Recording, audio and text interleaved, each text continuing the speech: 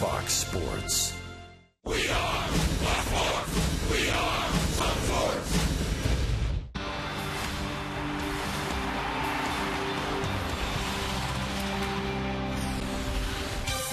After two rough nights against the Kansas City Royals, today at Tropicana Field, the Rays will continue their homestand and move into Game 3 of this four-game series, playing host to the red-hot Kansas City Ball Club.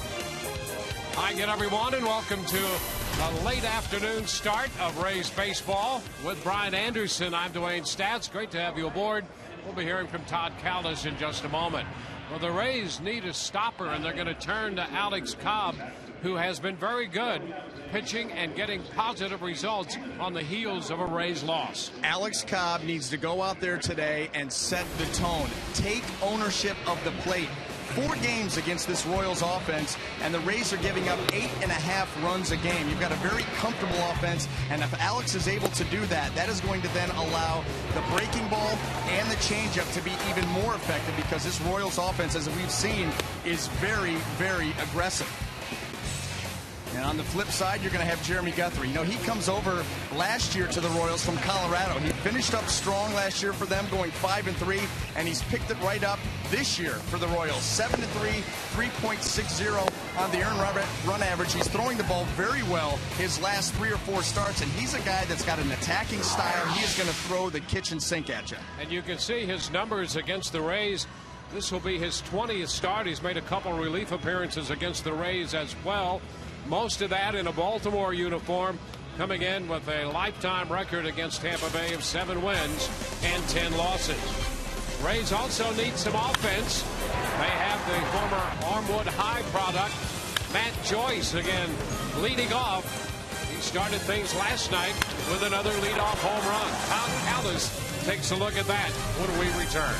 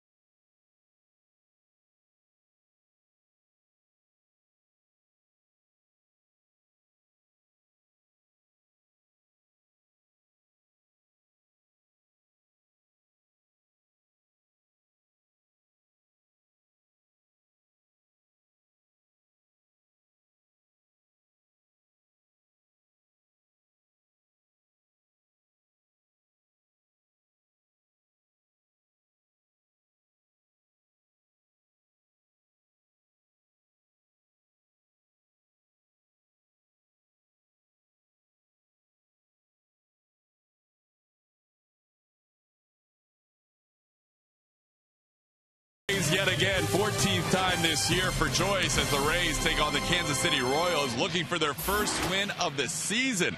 against Kansas City. Also trying to snap a streak where Royals pitching has not allowed more than 3 runs in any start in the month of June. And if Matt has a say in it with that leadoff spot, he has been very good in there since he's moved to that spot with Joe Madden placing him at the top of the lineup. Look at the 315 average, solid. How about the home runs and doubles? 3 home runs, 6 doubles, 7 runs scored, a slugging percentage right around 600 for Matt Joyce since he's moved to that spot. For the Rays skipper Joe Madden, he feels like Matt Joyce has been doing a much better job with plate discipline. The quality of his takes are a lot better. Meaning he's not chasing as much like he had been as those balls down, break the ball underneath him. He's not missing his pitch. He's accepting his walks while he's hitting the ball hard. For whatever reason, he really likes it. I didn't even realize he's slugging over 600 right now as a leadoff hitter. That's ridiculous. I didn't even know that. I just knew that he was doing well. He is doing well, and the rest of the lineup could use a little boost too as Matt Joyce and Tom Foley loosen up before this one. 3 minutes and 47 seconds till the first pitch between the Rays and the Royals. Alex Cobb and Jeremy Guthrie enjoy all the action next on Sun Sport.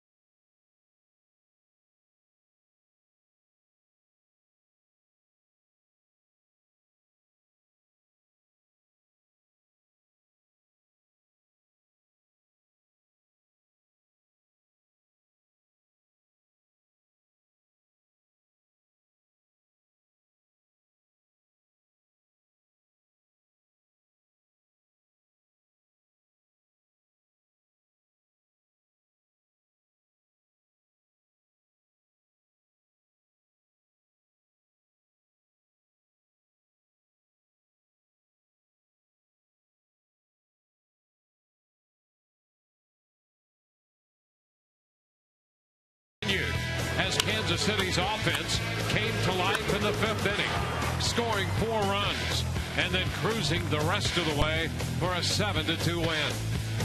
Today, Alex Cobb goes to the hill, looking to play the stopper role and get the Rays back on the winning track. Baseball from Tropicana Field, the Rays and the Royals. Well, the Rays have gone 3-5 on the homestand. The surging Kansas City ball club winning 9 of its last 10. In the game today, we're participating in the home run challenge. Every home run in this game raises $12,000. You can make a pledge by going online to homerunchallenge.org. For Sweet Base Supermarket, presenting the starting lineup for Kansas City. Alex Gordon again leading off. Eric Hosmer number 2. And Salvador Perez hits 3rd. The DH is Billy Butler. Lorenzo Cain 5th. David Lowe in right, the number 6 hitter. In front of third baseman Mike Moustakas. Elliott Johnson hits 2nd. Alcides Escobar at shortstop. He'll bat 9th. Taking the mound this afternoon for the Tampa Bay Rays, going to be right-hander Alex Cobb. His season numbers brought to you by Coventry Healthcare of Florida. Coming off of a tough outing against the Boston Red Sox, but the body of work that Alex has been able to put up this year, very good. You see the record 6-2, the ERA at 2.95. That's good for 11th in the American League. 79 and a third innings, just the 20 walks with 73 strikeouts. Let's take a quick look at the Rays defense as it lines up behind Alex in the outfield left to right. Scott, Jennings, and Joyce across the infield third to first. Johnson, Escobar, Zobrist, and Loney with Jose Lobaton behind the plate. An interesting left side there. Kelly Johnson getting another start at third for Evan Longoria, and Luke Scott, who got a little bit of time there in last night's ball game, starting out there tonight. Yeah, Joe Madden will have Scott right in the middle of the lineup when we take a look at the Rays lineup in the bottom of the first. So we'll see how all of that works out against this very hot Kansas City Royals ball club. There's Luke Scott out there in left, and Kelly Johnson continues to play third. Evan Longoria battling the plantar fasciitis, so he is the DH again today. Ned Yost, the manager of the Kansas City Royals, longtime member of Bobby Cox's big league staff with the Atlanta Braves. In fact, I think he coached over there, part of that staff, for 12 years. Managed with the Brewers and now with the Kansas City Royals. Took over that job in May of 2010. Well, here's Alex Gordon stepping in. Alex Cobb ready to go, and the first pitch presented by Pinch A Penny is lined up the right side, foul down beyond the bullpen mound. Strike one. This is why we talked about it in the open. We talked about it in the pregame show, why it's going to be very important for Alex Cobb to establish both sides of the plate and take ownership of the plate back, because you've got a very aggressive Royal offense who, listen, frankly, these guys are extremely comfortable in the batter's box right now, averaging 8.5 runs a game off this Rays pitching staff in the 4 times they've squared off. Well, they've outscored the Rays in this series 17-3. 2 strikes, a little foul ball, and they outscored them, whatever it was, out in Kansas City in those 2 games. They had 17 runs. Yep. So they're not hitting tons of home runs, but against the Rays, they're getting a lot of hits and a lot of runs scored.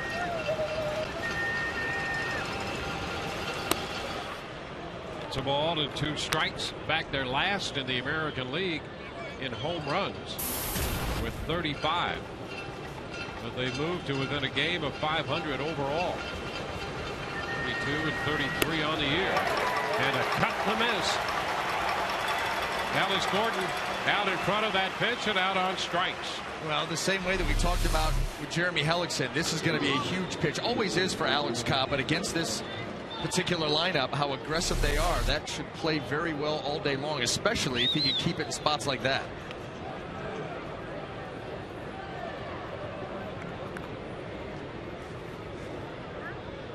Here is Eric Hosmer, the first baseman. And a liner going to be caught by Escobar. Nice leaping grab. Escobar timing it perfectly, going straight up to make the catch. Now getting a little help from your defense, and now Alex Cobb with the delivery, and Yunel Escobar shading up the middle, perfectly placed. 2 outs with the bases empty.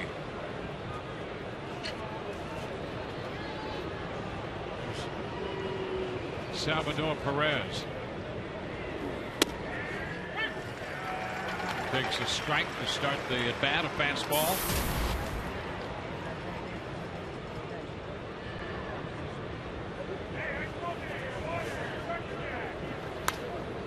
Pitch in on him, and he fouls it straight back. And that was a split that got away from Alex and kind of rode up in on Salvador Perez. Thought he was going to take that for a ball, but we'll take that strike any day. Perez working on a 10-game hitting streak and .359 for the life of that. Healthy numbers.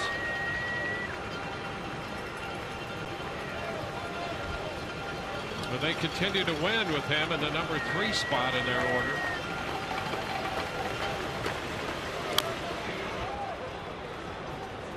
Still 2 strikes.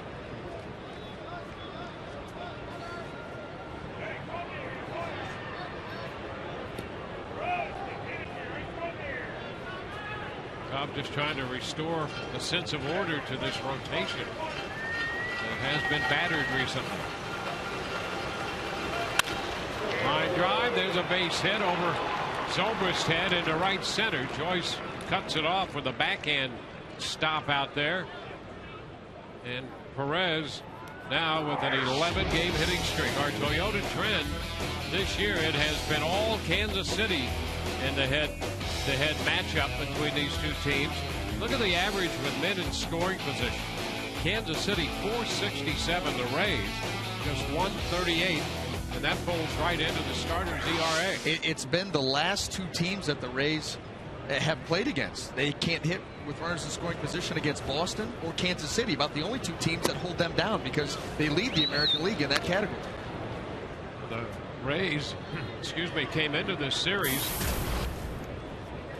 hitting 300 right on the button with men in scoring position, and that's coming out of the Red Sox series, and they had trouble in that at one point. The Rays opened the Red Sox series hitting 307 with men in scoring position. Right now, after that series of the Red Sox in 2 games with the Royals, they're at 294. 2-0 the count to Billy Butler. We've got this Royals ball club in here for the next couple of days, so hopefully they can figure that out and start inching back up towards 300.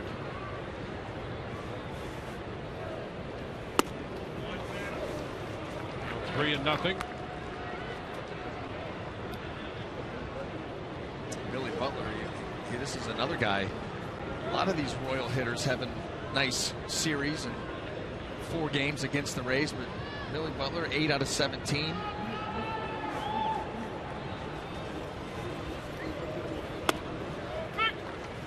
That's a strike. What we've seen him do is really use his hands well in this series. Some of the balls that he's hit, off-speed pitches, staying right on him, hitting them back up the middle, keeping his hands inside the baseball, going the other way. Strong enough to, even when he's getting jammed, he's able to drop him out into the outfield. Over to first, and Perez back in. Perez aboard at first. We talked about all the 0-2 hits the Rays staff has given up. I don't know if this is an omen or not. They've been hurt a lot with 2 outs in an inning and ahead in the count. Perez extending his hitting streak with 2 outs and an 0-2 count. Got the base hit into right center.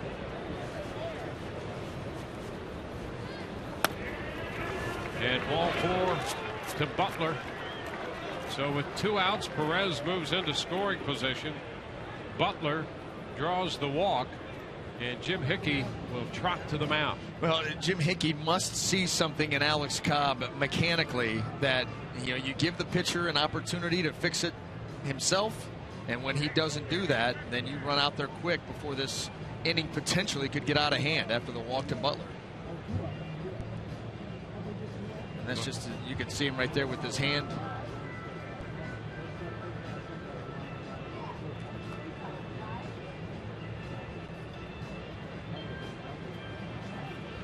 Well, once he fell behind Billy Butler, this Rays staff has had a front row seat for what he's done against them this year. And so you get that 2-0 count, and he was going to be very, very careful with him. But you got to turn it around now.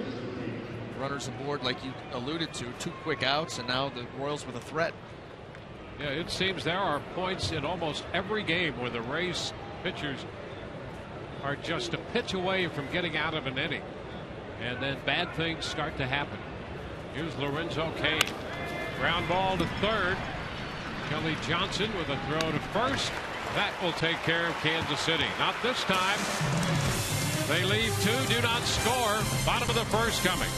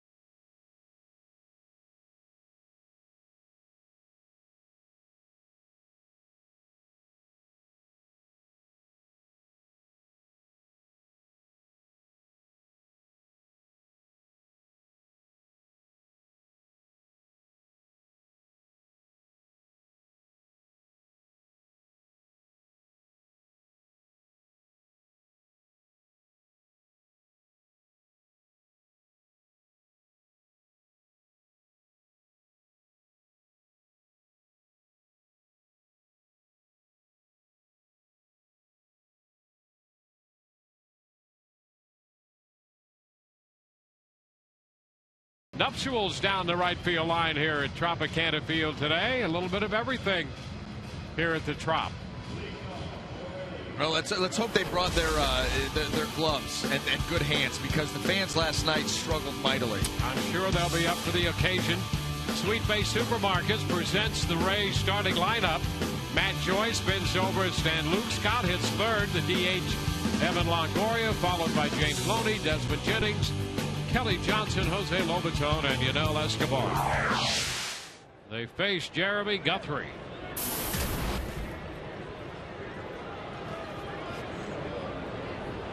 Joyce in there leading off for the Rays. And he takes the first pitch from the Kansas City right-hander. 1 ball, no strikes. The Chevy marquee matchup. These two guys throughout their careers have battled it out before. 2-0, and Matt Joyce 370 off Guthrie. 10 out of 27 with a home run.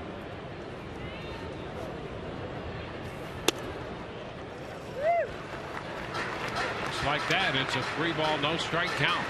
And as you saw, Jeremy Guthrie having a very nice year for this Kansas City Royal Ball Club. 7-3, 3.60 earned run average. The strike really hit that turnaround started last year. You know, he was 3-9 with almost a 6.5 with Colorado. Comes over to Kansas City. Ever since then, he's been very, very good. Joyce back into left field. Alex Gordon toward the line will make the catch. It's the first out. Let's take a quick look at the Royal defense as it lines up this afternoon. In the outfield, left to right, Alex Gordon, Lorenzo Cain, and David Lowe. Across the infield, third to first, Mike Moustakas, Alcides Escobar, Elliot Johnson, and Eric Hosmer. Salvador Perez will be behind the plate.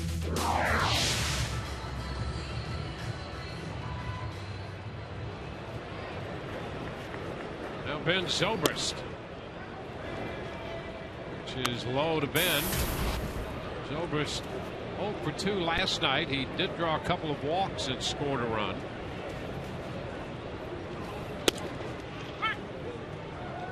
One and one.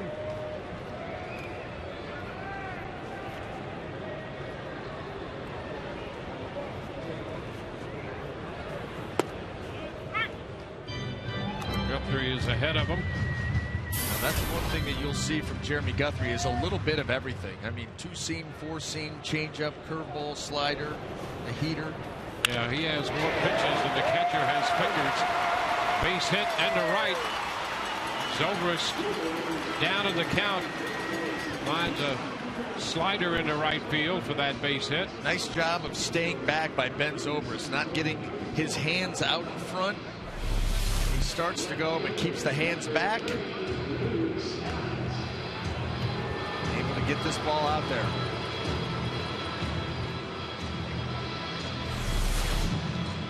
Well, he's another guy that's had pretty good numbers off Jeremy Guthrie. So does Evan Longoria. And now here's Luke Scott showing some signs of coming around with that bat, and that would be welcome to this Rays lineup. He takes a strike. Luke Scott has been on quite the slide, and towards the end of that, you started to see him really get mechanical with his swing, just kind of out there feeling for the baseball. And then he came in the other night as a pinch hitter, got 2 at-bats and really cut it loose. And got credit for a base hit originally ruled an error, and they've changed it. So he is 3 for 3 in this series. And you see, look at the splits, lefties and righties. The numbers are, not only have they been streaky numbers, but a little upside down. A little, actually more than a little, because that's a wide range there. 1-1. Well, nice work he's done against left-handers, but you obviously expect a much better average against the righties. They throw it away. Zobrist heads to second base. Now the Rays have a man in scoring position. Very worried here about Ben Zobrist. They try to catch him, and right there, that's not a bad throw. Eric Hosmer just took his eye off the ball. See, he's trying to get ready to make that tag, get that glove going around to tag Zobrist before he secured the baseball. That cost him a base. It's the 5th error of the year charged to Hosmer, the first baseman. Breaking ball, curveball here is low. It's 2-1. How about the Rays? 0 for 22 in the last 3 games.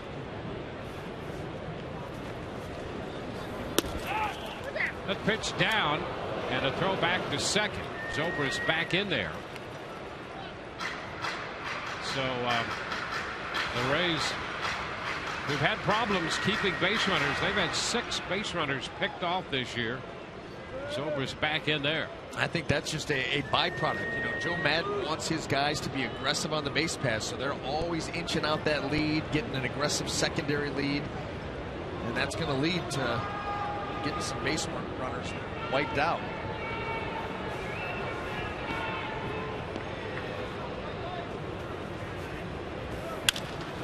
Rewan is lifted foul, slicing toward the stands and out of the reach. Gordon with some good hustle over there along that low wall, but no chance. Now, Alex Gordon was going to leave nothing to chance. That ball was high up there and not sure if that was going to make the stand, so he's hustling over looking to make a play for his pitcher. Well, that's another thing you like about this Kansas City ball club. They come to play. Yes, they do. And they're starting to feel the results of their effort, and that's going to spur them on even more. Very high energy young team. Ground ball right side into short right where Johnson one-hops it into first, safe there. And Zobrist moves to third. Well, they had Johnson, the second baseman, positioned in shallow right, and Elliott's throw one-hopped into first. Well, I don't know if he was going to get him anyway. Look how far back he is, and this ball was not hit hard at all by Luke. That ball was off the label. Takes a while to get there, and he realizes he's got to rush the throw. He may not have gotten him anyway.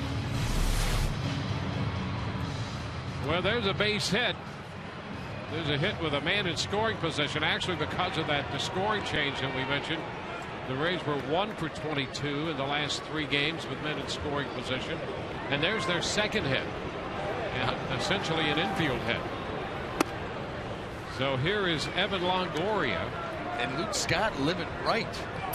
I mean, huh? Yeah, absolutely. Take that. You think he's going to get a labeled ground ball, soft ground ball at second base.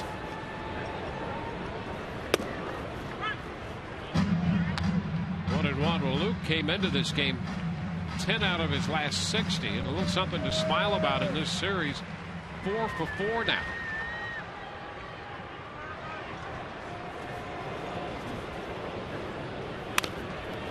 Evan fouls it.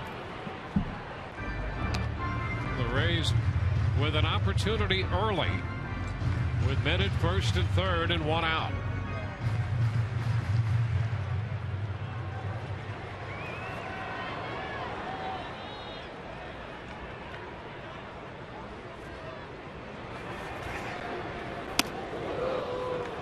So 2 balls, 2 strikes. Fastball around 93. That's about where he'll top out.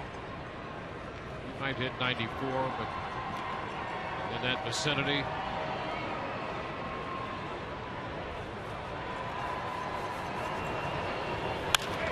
Fly ball right field. Lowe will go back to the track. He'll make the catch. Tag at third. Zobrist heads to the plate, and the Rays claim the first run of the game. Evan Longoria driving in his 41st run with a sacrifice fly. Now 2 strikes, and Evan Longoria looking to get that ball with some lift, get it out of the infield. Don't want to hit into a double play, and obviously don't want to strike out. And that's what he did. Leans out there, hits a deep fly to right. Rays take the lead.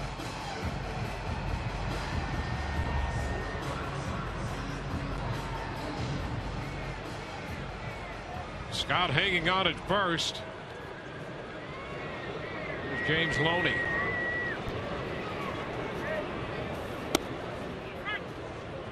Pitch around the knees, a strike. The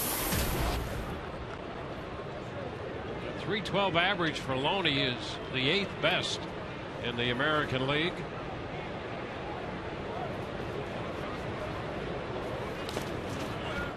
Nice cover-up job right there by Perez again on a curveball.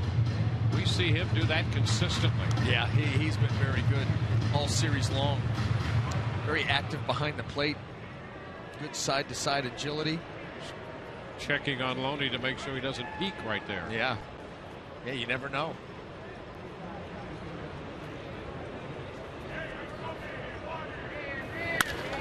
Ground ball headed for Johnson. Throw to first. Retires the side. The Rays get a run in the inning. We'll head into the second. It's a 1-0 Tampa Bay lead.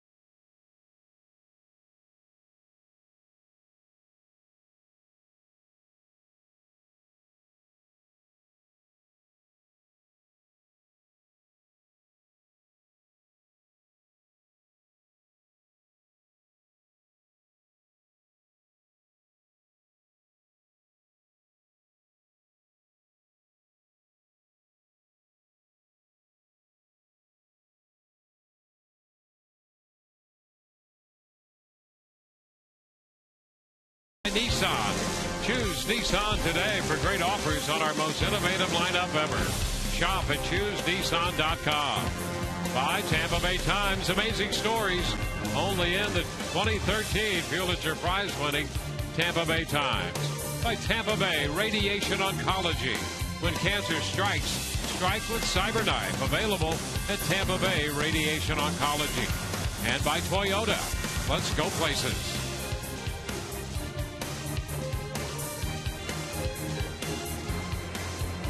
Alex Cobb has a 1-run lead as we open the second inning. David Lowe, the right fielder for Kansas City, leads off. And the first pitch is a strike.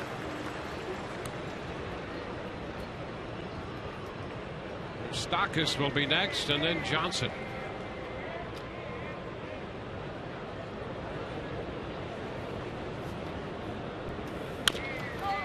Chopper down to Loney, and James steps on the bag. One away. Well, Alex Cobb and that split change. Change of pace. Get these guys out in front. That ball off the end of the bat. Ground balls all day long. I'll tell you what, he's got one of the best ground ball percentage in all of baseball. Up over 72%. That is extraordinarily high. Mike Moustakas, the third baseman. Check swing and a foul ball right there.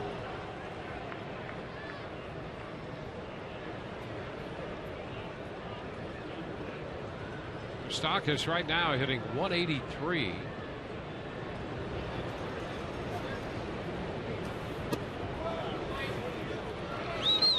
Takes the pitch down, curveball.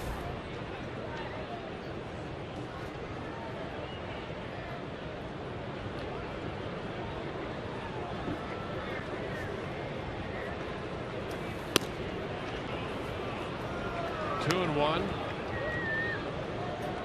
Moustakas homered off Alex Cobb in Kansas City in the game. The Royals beat the Rays 8-2. They put a 4-run sixth up. There's a liner into right field. One hop near the track, cut off by Joyce. It's a long single for Moustakas. Nice job by Joyce getting over there. It really was. He took a nice angle to cut that ball off. If it gets by him, if he takes a flatter angle, that ball may get by him. He's looking to make the catch, and you're talking about a double at least. But Matt Joyce, watch him right here. Not going to be able to catch it, but angle back so that you get it before it gets the wall. That way you can fire it in and single. So that gives Moustakas 4 of 11 lifetime against Alex. And here is Elliott Johnson. That's a strike. Johnson is 8 for 15 against the Rays with 2 home runs, a triple, 5 runs batted in, and 5 runs scored. And against the rest of the league, he's 202, no home runs, 3 RBIs.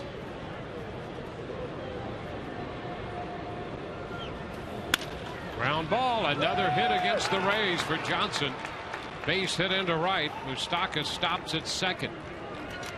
I'll tell you what, Elliott Johnson just thriving on Rays pitching. You know, he knows them very well and has that extra motivation. This is the changeup, and you see Elliott just gets out,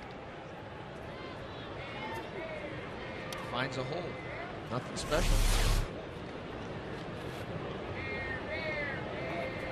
So the Royals right back with a threat. Here's Alcides Escobar.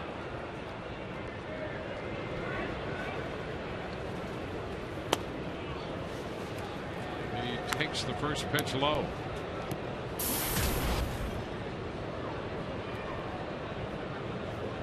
Escobar coming off a very good season last year. He hit over 290.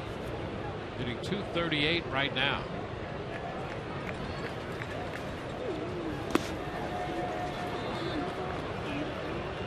Plays off the changeup, 2-0. Bottom part of the order here, posing the threat.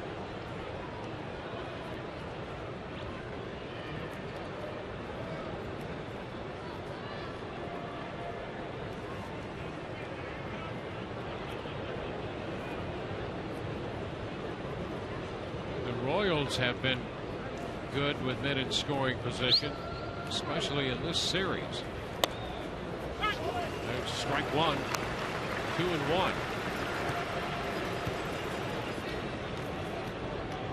They were 5 of 11 last night with men in scoring position. Now hitting 291 collectively on the year as a team. Right behind the Rays. 2-2. Top 2 teams in the league with runners in scoring position squaring off here. Well, you would have figured the Tigers with that lineup. Yeah, you figured the Tigers might be tops. Yeah. Well, that's what's really turned around their June too. That much like the Rays, they had gone into a little bit of a funk with runners in scoring position, but in this hot month that they've had, that has obviously climbed back up. So now full count. Butler walked in the first, 3-2 to Escobar in the second inning.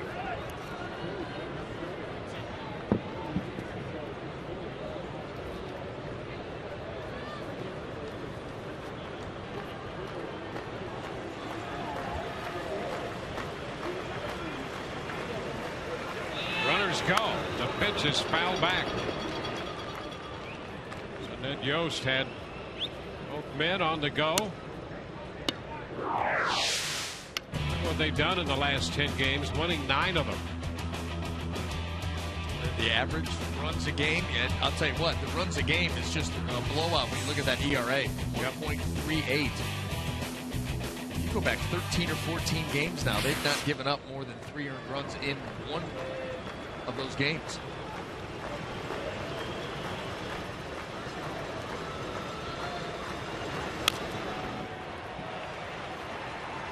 Have another 3-2 pitch. He got a little piece of the fastball to stay alive. When it looked like that streak was going to come to an end in last night's ball game, get Mendoza early like the Rays did with some opportunities, but boy did he settle down. He sure did. Well, you know, Kansas City in that stretch where they just didn't score at all. Their longest losing streak overall is 8, but at home they had lost 11 in a row at home.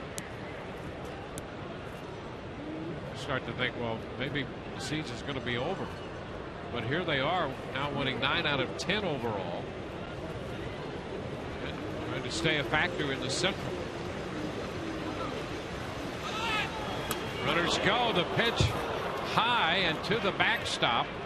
Escobar walks. The runners were on the move. They'll move up anyway on the walk. The bases are loaded with only 1 out. Bottom 3 in the order aboard. That's exactly right. The guys that you really want to close out are the ones that have done all the damage. And Escobar right here takes his walk as that ball gets away from Lobaton.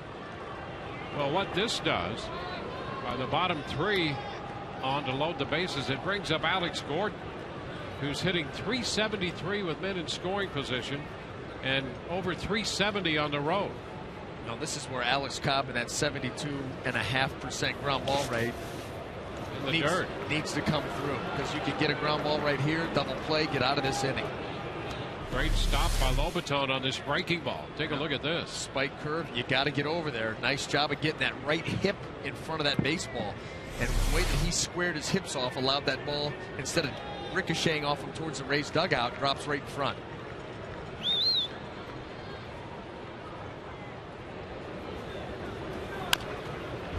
Tapper fouled. It's 1-1. That's why it's always important, Wayne, to lead with the hips.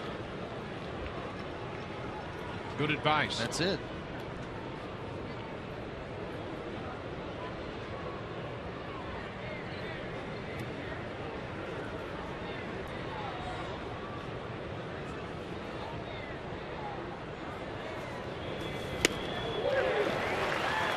One ball, 2 strikes. Cobb up in the count against Gordon. Crucial spot already in this game, the way things have gone for the Rays recently. Second inning. They scored a run in the first. The Rays did. Kansas City threatening in the second. Gordon checks. That was close, too. A good breaking ball by Alex Cobb. You know, these hitters, they know you get to 2 strikes, Alex Cobb is going to feature that changeup more than half the time. Occasionally drop the curveball in there. Almost got away with it there.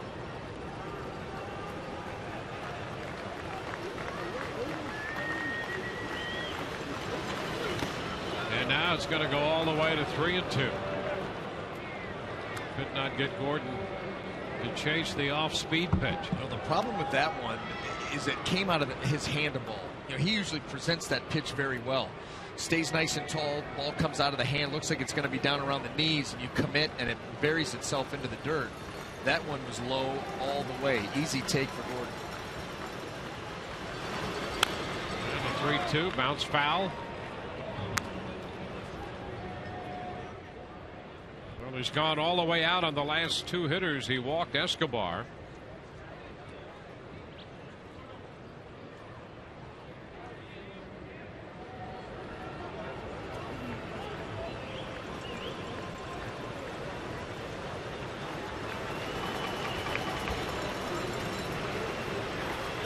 And he walks him. Fastball misses, and that will force home a run to tie the game. Moustakas scores. Gordon takes first, picking up a run batted in, his 34th. Well, here it is, trying to come back with the fastball, and he just yanks it badly. That ball not really even close. And you remember in the first inning when Jim Hickey saw something that he didn't like and popped out there quick. Obviously, it has continued, because after a couple of hits and then 2 walks to walk in a run, that's not something you typically see from Alex Cobb, who's showed very good command all season long. And here we are, 23 pitches already in the second inning. So 38 in the game. Only 1 out, bases loaded, and you're dealing with the top part of the batting order now. Well, that's why if you're Alex Cobb, you have got to stay positive. Tough too in these kind of situations, but you got to clear all that away and realize, hey, listen, I'm one of the best in baseball at getting ground balls. Again, you do what you can, you execute the pitch, you get a ground ball, and then this inning can be forgotten. Eric Hosmer.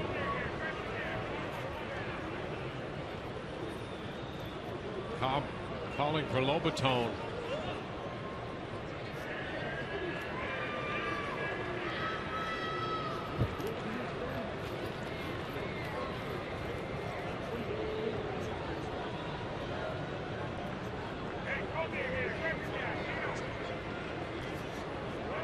Hosmer hit the ball hard on a line caught by Escobar short in the first. The pitch is down. He had a double off Cobb in that start in Kansas City. He went the other way on a breaking ball and hit it off the left field wall.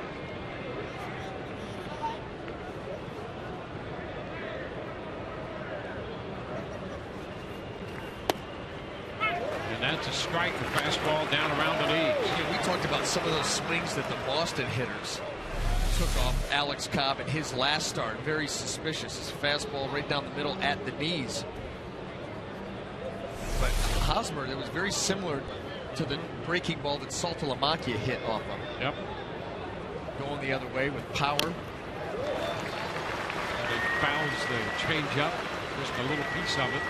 And that changeup is, when he throws it like that, and it comes out of the hand looking like it's in the same position as the fastball was, right at the knees. It's gone. Johnson third, Escobar second, Gordon at first.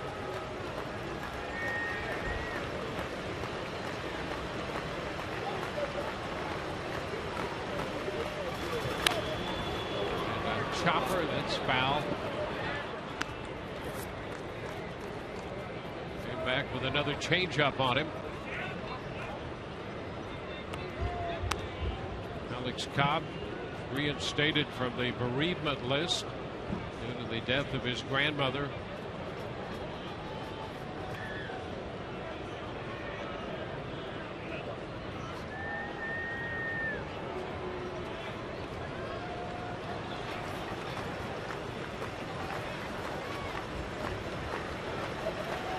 Hosmer waiting for the 1-2 pitch. Away. 2 balls, 2 strikes. Trying to throw the curveball there. And you'll see that every once in a while. That spike curve, sometimes the grip will get away from you. That ball just kind of squirts out. Line drive center field. Jennings is there to make the catch. The tag at third. Johnson will score. Moving to third is Escobar. So Hosmer drives in the go-ahead run for Kansas City on a line drive to center off the change up. Yeah, and you know what? That's the key. It'd be fortunate that it was just a sacrifice fly. Look where this pitch ends up, and Hosmer's right on it. Goodness, this could have been way worse for the Rays.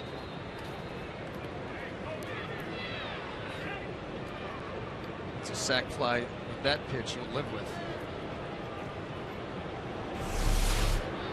So now it's first and third, 2 runs home, 2 outs. And here's the hot-hitting catcher, Salvador Perez, who already has extended his hitting streak to 11.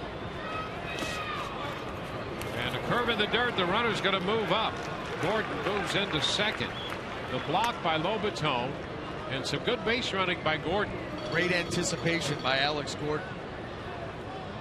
This is a young, aggressive team. Here's the spike curve down in the dirt. Lobaton blocks it nicely, and Gordon off and running already. Watch this here after the secondary.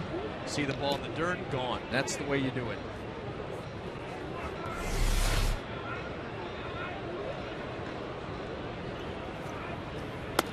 The pitch wide, 2-0. Over 30 pitches here in this inning. Gordon moving up on what's ruled a wild pitch. It's going to be a strike on the outside edge. 2-1.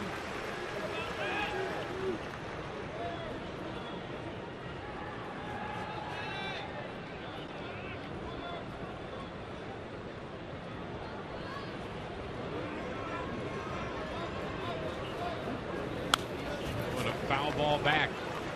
Took a good cut at the fastball. That ball was riding up and in, though. That really tied Perez up. Tough to get good extension. You see this ball running up. You see him try to pull the hands through, just couldn't do it.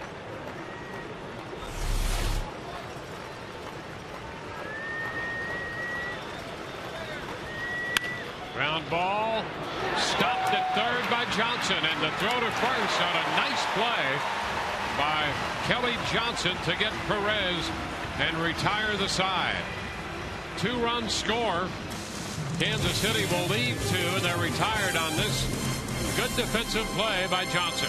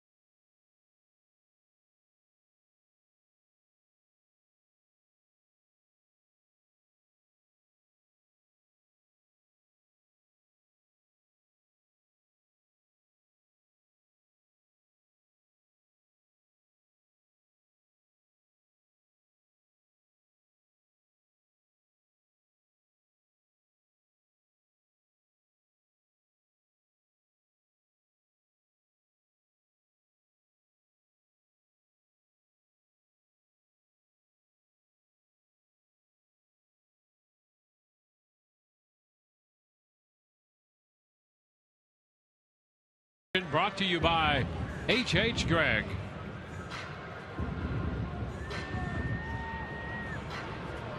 So the Rays are trailing by a run. It's 2-1. Desmond Jennings ready to lead off. Kelly Johnson next, and then Jose Lobaton against Jeremy Guthrie. That's a strike. Jennings shortening on the bat a little bit there. Jeremy Guthrie has seen Desmond Jennings enough to know that he will ambush you, so he starts him out with a first pitch changeup in his first at bat of the game. You can see that a lot. Bouncing ball, deep short, grabbed by Escobar, throw to first, and he is out. You know, you've either got to field that ball and get rid of it quickly, or in this case, Escobar is going to set his feet because he's got a good enough arm, and then you've got to rifle this ball. Going to your right, now you set your feet and hose this ball. Get some fuzz on it. You know who's running? You got to let her rip.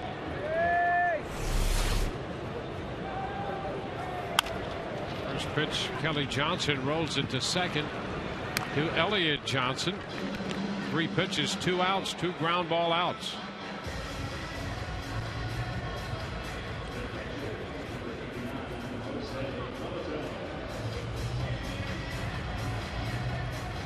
There's Lobaton.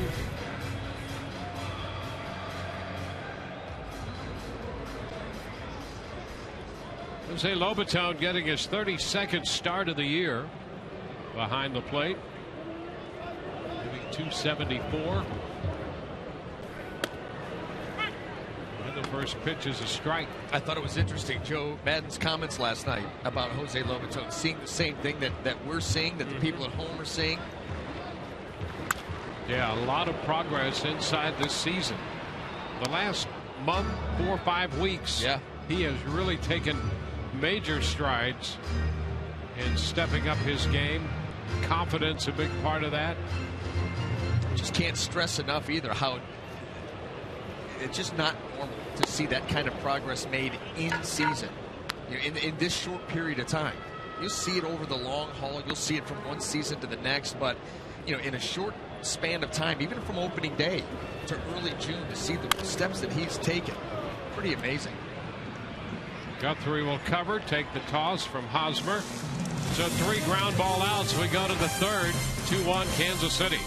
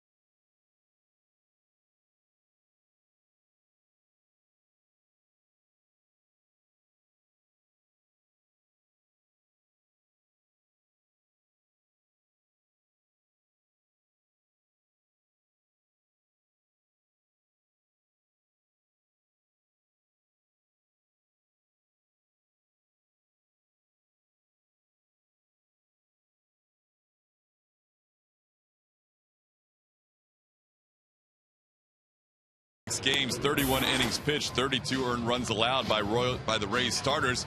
It hasn't happened since back in 2007 in the Devil Rays days, and Alice Cobb knows as a group things have to change. As a complete group, we haven't been able to put together that consistent 6, 7, 8 innings by everybody every night, and that's not the kind of baseball we play. We know as starters we need to step up and go deeper and take some of the burden off the bullpen. Although they've been pitching excellent for us and keeping us in ball games, we don't want to rely on that and be the type of ball we play. We don't want these 7-6 ball games. We want the 2-1 ball games to come back and have the bullpen get their rest a little bit more.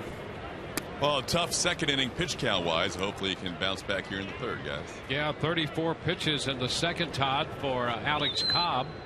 So he's up to 50 now. 1 pitch into the third, and he misses on the first delivery to Billy Butler. You get through a high pitch count inning, and your opponent is out there for 7 pitches in a 1-2-3, and now you're right back. And not only that, but he's facing the middle of the order, starting with Billy Butler. This is where you really have to, take it 1 pitch at a time. And sounds simple enough. Sometimes it's not so much. Yeah, he worked very, very hard last inning, and then all of a sudden Jeremy Guthrie goes out there and makes short work of the Rays. That's where you take your time getting out there. You're already basically still loose, so you take it a little easier on your warm-up tosses. Get ready to get down.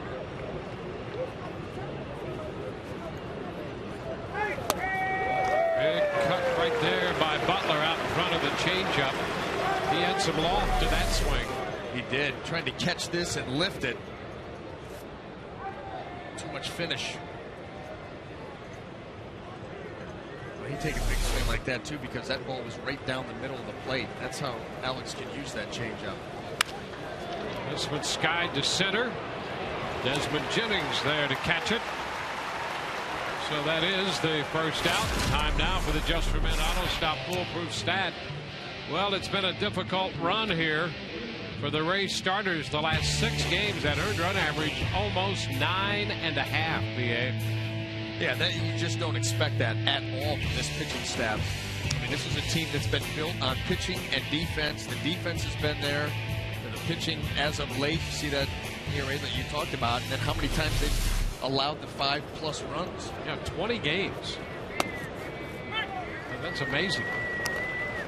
And to strike, particularly the way this team has been built and performed, and the quality of the pitching that the Rays have had and expect to get still. Yeah, that's the thing. You're kind of baffled by it, and you fully expect it to turn around because you know these guys, the quality of their stuff, the quality of human beings, how they compete, and the track record. Get a big boost when David Price comes back, obviously. You certainly hope that his first, whatever it was, 8 or 9 starts of the year is an aberration.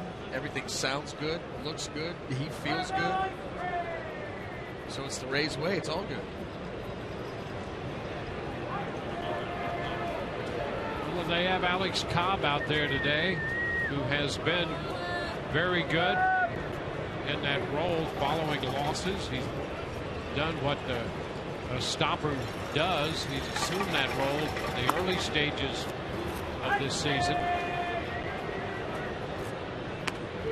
There you are, 5-1 in 8 starts following a Rays loss and a 277 earned run average. Now those numbers are going to have to stay strong today. This is a game that the Rays really need to win. This Kansas City Royal Club has had their way with them, and that's, I'm sure, in the minds of those players down there in the Rays dugout. It's got to stop. His mind too. So this is the guy you'd like to have out there. Yeah, Joe's pretty straight out with that. For this team to get to where it wants to go, the pitching has to be good. It just has to be excellent, the way it has been, and not the way it has been recently. Swing and a miss. Kane out on strikes. I'll tell you what, that curveball stayed up forever and then just dive bomb on Kane. And you see the grip. Boy, he makes this spin, and then wow, great finish. Kane's like, are you kidding me? Where did that ball go? He's looking back to see if the catcher caught it or if it was in the dirt, but really he was just looking, wondering where it went. I think he was.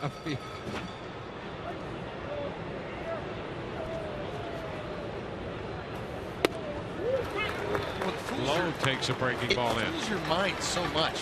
You see the ball come out of the hand, and you get your load, and you come down there swinging, fully expecting to make contact, and then all of a sudden it's just gone, and you're like, wow, where'd that go? Go back and look at it. This one's going to get over Zobra's head, go into right field. Lowe hit an off-speed pitch, and he's aboard. Royals again, 2-out hit.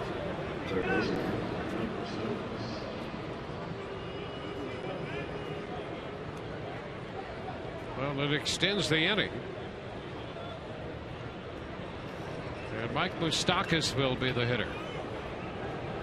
Moustakas singled, scored in the last at bat that makes him 4 of 11 off Alex Cobb, and that's what prompts the meeting with Lobaton. What are we going to do with this guy?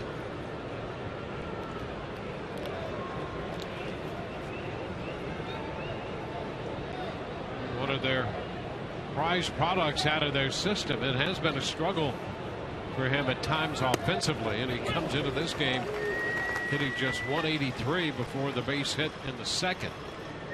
Well, as much as we've talked about Billy Butler and his pitch recognition, the one area that Moustakas has struggled in is pitch recognition himself, and also plate discipline.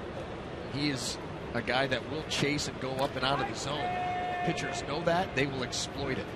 Get ahead of you, and then all of a sudden start expanding that zone and watch him follow right along.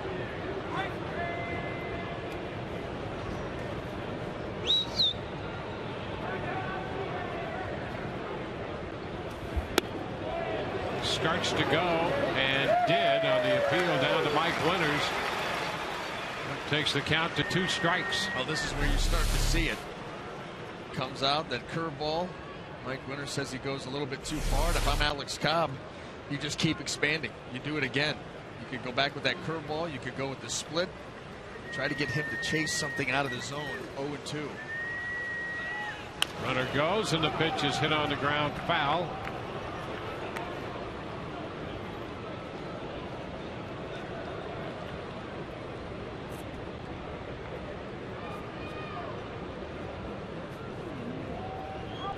Royals finished last year with 90 losses. They were 72-90. A big trade involving Will Myers and James Shields meant to shore up their pitching.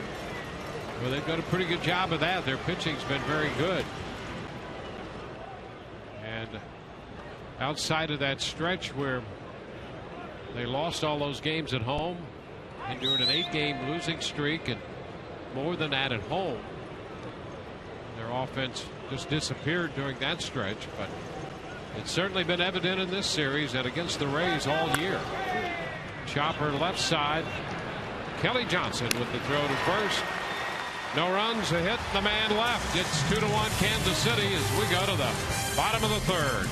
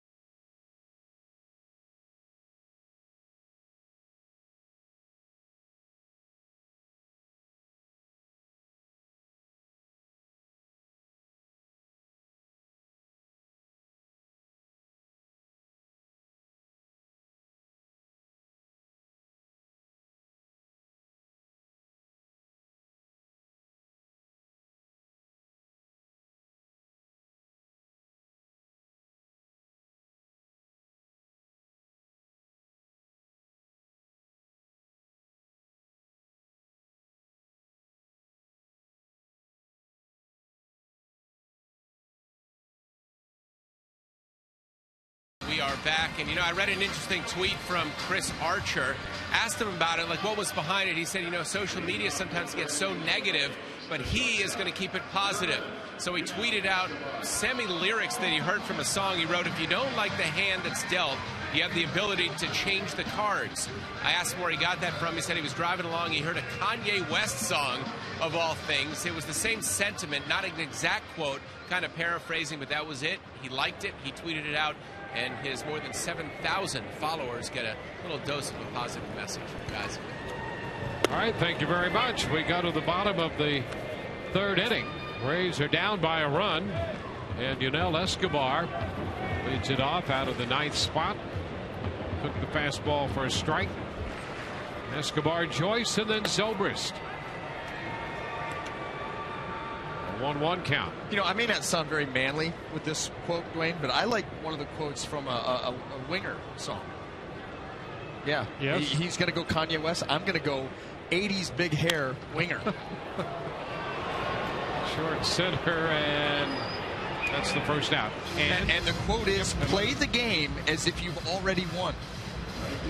Oh, yeah. Uh-huh. Think about that. Wrap your mind around that one. Yeah. Think about how loose you would play if the result was already in your corner. You just go out and let it flow. Mm-hmm. Play the game as if you've already won. That's a good idea. That's right. You could chalk that up to Kip Winger and his beautiful white teeth. White as teeth at rock. Believe it. Whiter than Scott Kazmier's. Here's Joyce ripping one into right center field. On the run is low. He almost overran that one. Had to reach back to make the catch. Look it up. Don't give me that look. Look it up. What, Casimir's teeth? Yeah. Let's take a look at this. Yeah, look at this. Playing deep, low, tracking it down. 2 gone.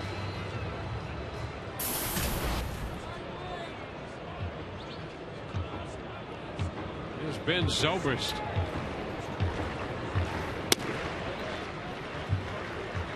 One ball, no strikes.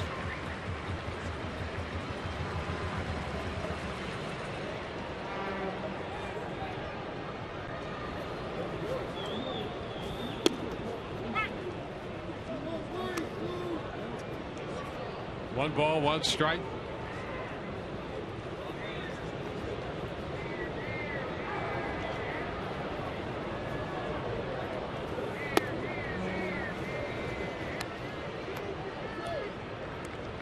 Curveball misses. It's 2 balls and a strike to Ben Zobrist.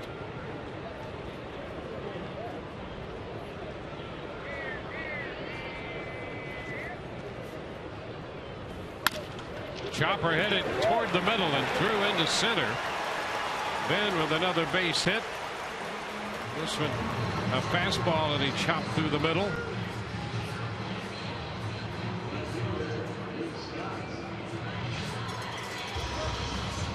So after Guthrie retired Escobar on the fly ball to center and Joyce on the liner into right center, Zobrist has a base hit. That gets Luke Scott up here.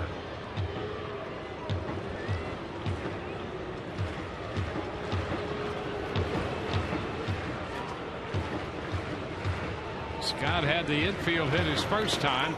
Pitch thrown into the dirt. A curveball blocked by Perez. Well, if you're a pitcher on this Kansas City staff, you can throw any pitch you want because Perez is back there. With conviction. He does a great job of anticipating balls in the dirt. And you know what? You go back out to the pitcher and he understands that, so then he's not afraid. Run around third, 0-2 breaking ball. I don't have to baby this thing in there. I can let it rip because I know that he's going to get down there for me. Now 2-0 the count to Scott. That's just one of the little aspects of the game that, you know, really rarely gets talked about. Well, you know, BA, better than any of the rest of us, what that means to a pitching staff. Oh, yeah. I mean, you know a guy that's going to work back there for you like that. Supreme confidence, like you said, to throw any pitch at any count. You want to bounce the 0-2 breaking ball? Don't worry about it. This guy's going to block it. I mean, you talk about confidence out there. Yeah.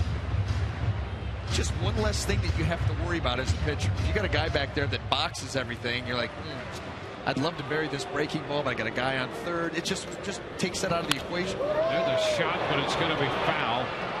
One hop and up into the stands. Just beyond the wedding party out there.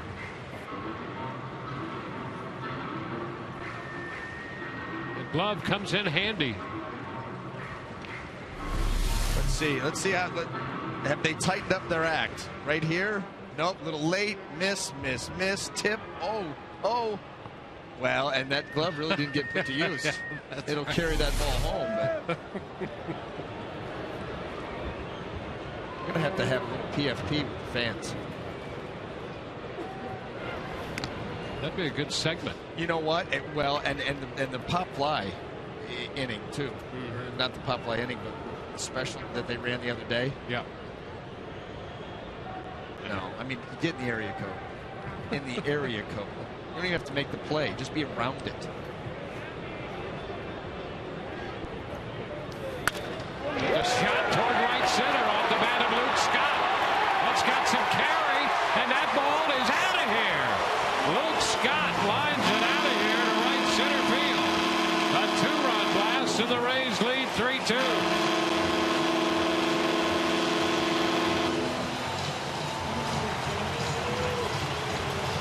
Well, how about Luke Scott? Buried in a deep slump, showing signs of coming out of it in this series, and now in a big way. Well, he's swinging the bat again. Swinging with authority. That's what he does here. This ball down and in right into the wheelhouse. And look at that high finish. That's where you get that ball to carry. It's on a line, and again, it's a fan with the glove, and he boxes it. Here he is. This is your chance. It was right in there. Squeeze it, baby. There's Evan Longoria. 1 ball, no strikes.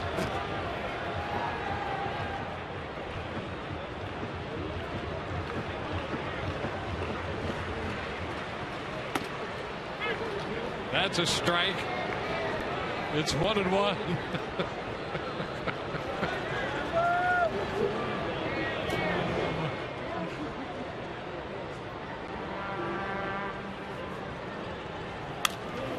Longoria fouls it out of play. 1-2. Home run for Luke Scott, his 4th of the year.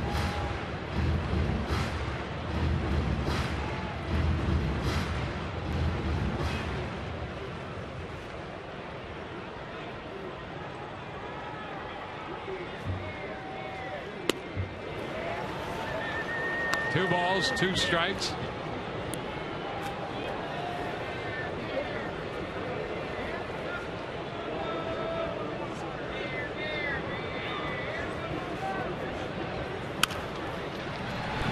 Ground ball, shortstop. Escobar, long throw in time to get Longoria. And the Rays are finished in the 3rd. But they pick up 2 on the long one off the bat of Luke Scott. A line drive into right center field. 3-2 Tampa Bay.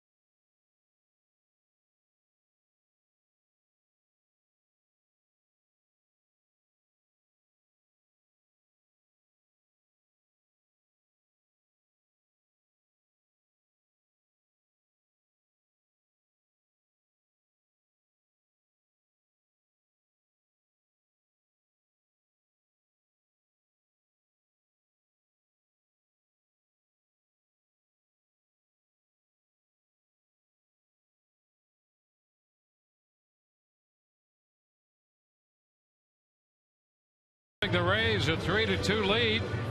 Join the team with Rays season tickets. Get the best seats, biggest savings, and exclusive benefits throughout the year. Reserve your seats today by calling 888-FAN-RAYS or visiting RaysBaseball.com.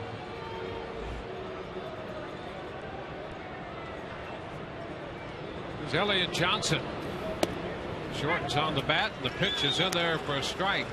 But that's one thing Johnson has not done in this series. That's bunt for a hit. So he shortened on the bat a little bit on that first pitch. Yeah, I think just to draw the infield in a little bit. He's been swinging too good of a stick to be bunting right now. There's a strike, 0-2. Well, Alex Cobb here giving new life, a lead for the 2nd time. See what he can do with it.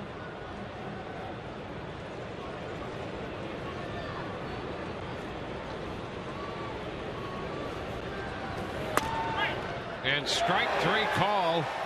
Alex Cobb takes care of Elliott Johnson on 3 pitches. Well, the last 2 were in the exact same spot. You talk about locking up a hitter. 3 straight heaters on the inner half. Right at the top of the strike zone. How about that? The 3rd pitch right with the second pitch. Exactly. That, my friend, is command. Alcides Escobar.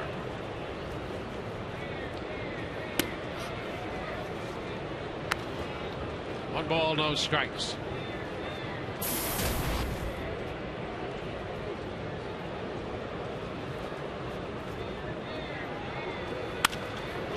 Out to second.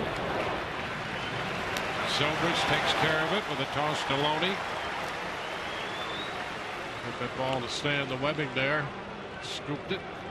2 away. We go back around to the top of the order. Alex Gordon.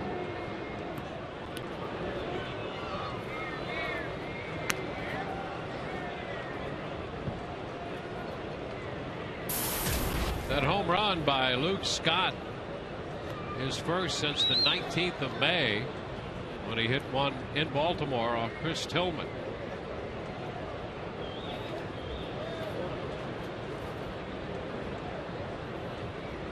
Now Alex Gordon.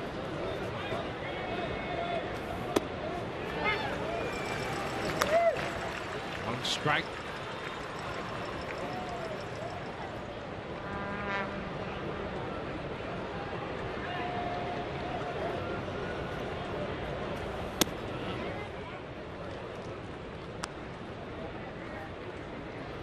Kansas City against the AL East right now 500. Liner to center. That's going to hang up for Jennings. A 1-2-3 inning. We go to the bottom half of the fourth. It's 3-2 Tampa Bay.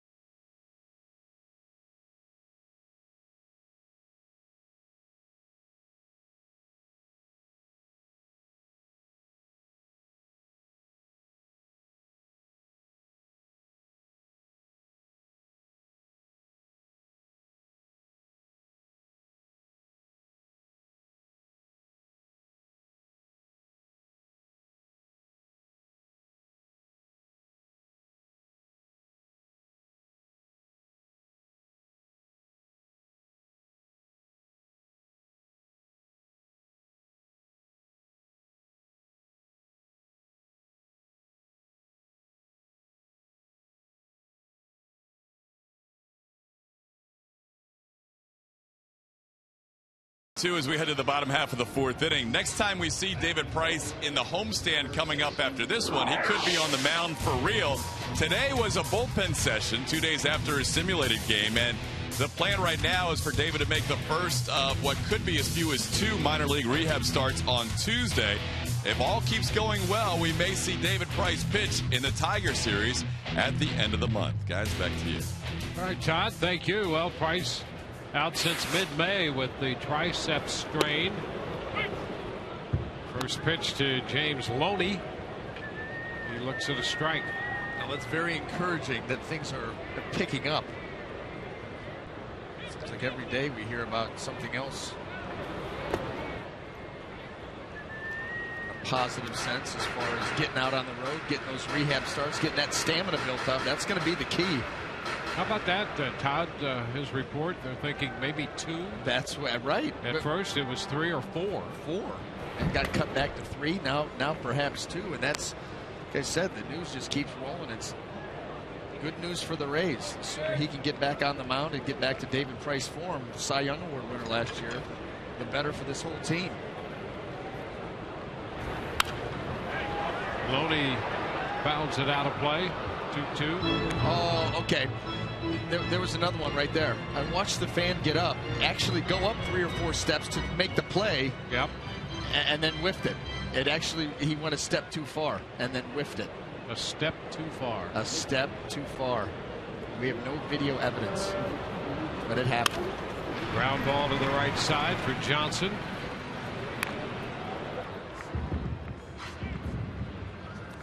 One away.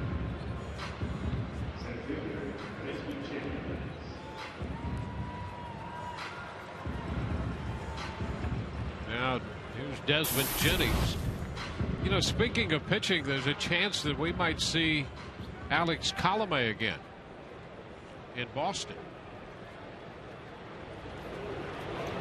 The young right-hander who pitched so well in making that spot start for the Rays against the Marlins. And all of right now, all of that Boston series for both teams to be determined.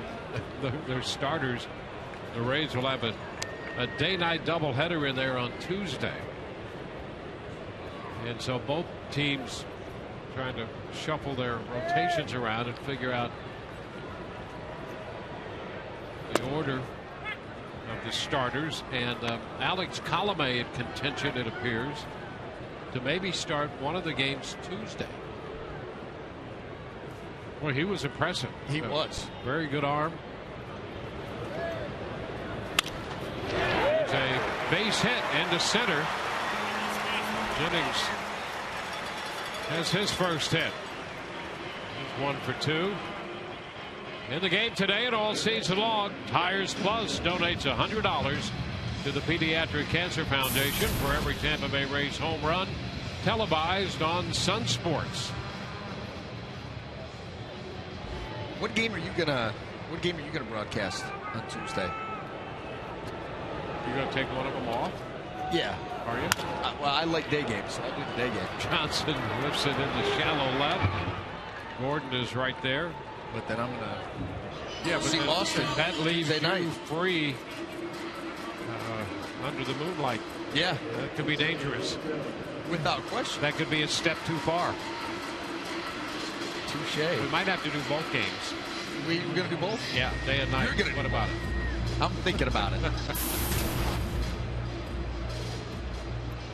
Jose Lobato. I think that should be the Twitter poll. Should I do game 2 of the series? Well, you're to be determined as well. Actually, you know apparently. what? No, you know what? You might wind up starting one of those games for the Rays. And I don't know if I want to know the answer to that poll. Could be no. No. Never ask a question that right. you don't know the answer to. That's right. Okay.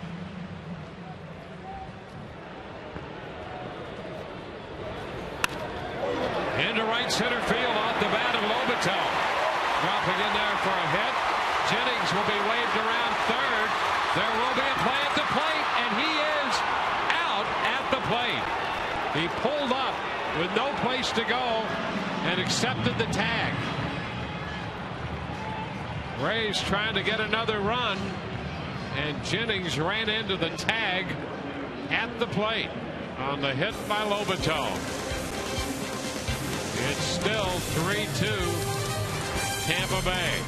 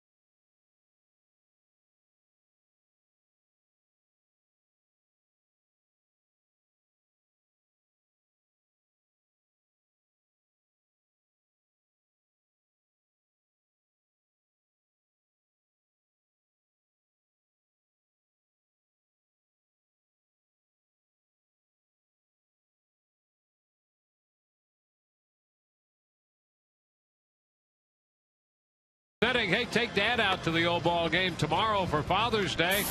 Get him a special gift, too. Purchase the Tampa Bay Times ticket tandem for tomorrow.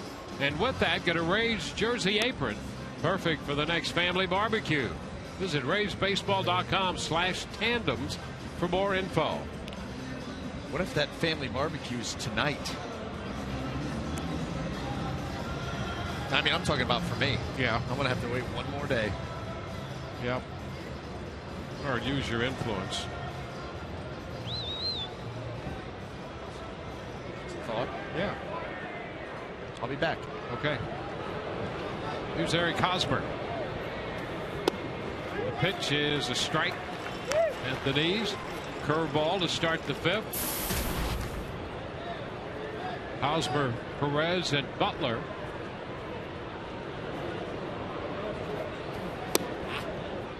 It's 1-1. And the bottom of the fourth, I thought there was going to be a play at the plate. I've never seen that before. And there wasn't. There wasn't. There wasn't a slide. There was a pull up and a concession. And I have never seen that. Perez thought there would be. He braced. That was a great shot from overhead, where you could see Perez kind of brace that back leg, expecting impact, and he got. Oh, look out! A shot right back at Cobb, off his head, and the throw to first is in time, and Alex is straight down on the front of the mound.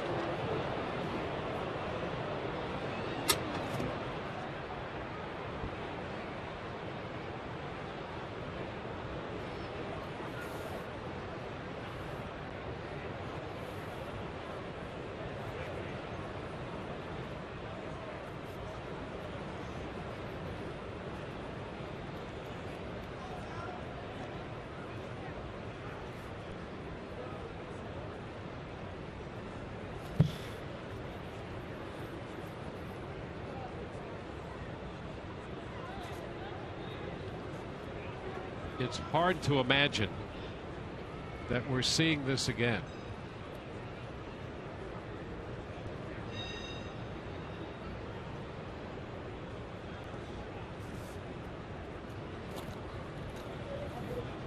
I got it.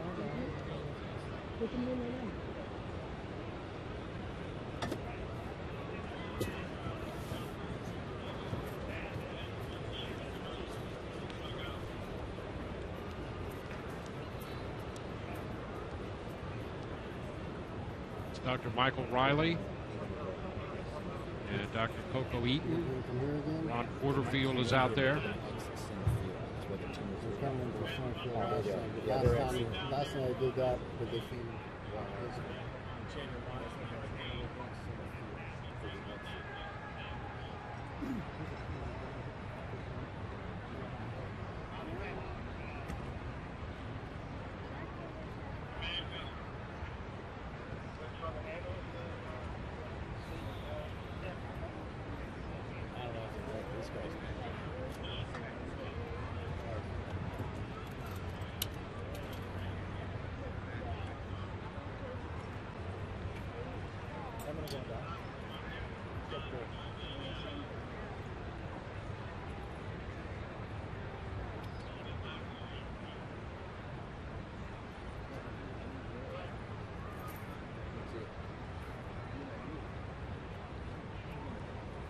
That's real early.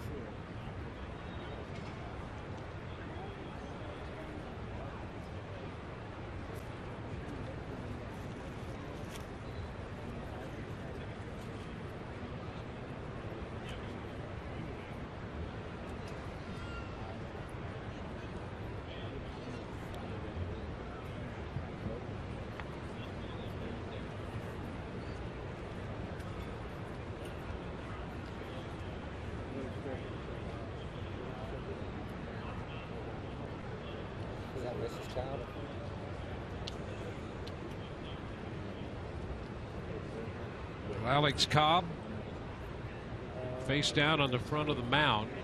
We did see movement, and he was being attended to immediately. Hit by the line drive off the bat of Eric Hosmer.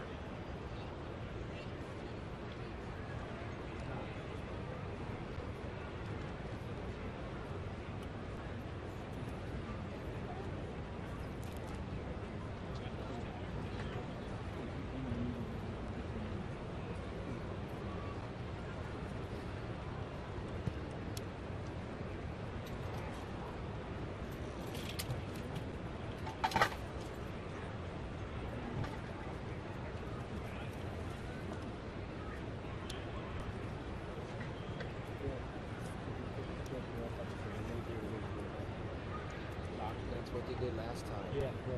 So It went this way. you take that side, I'll take that side. We're at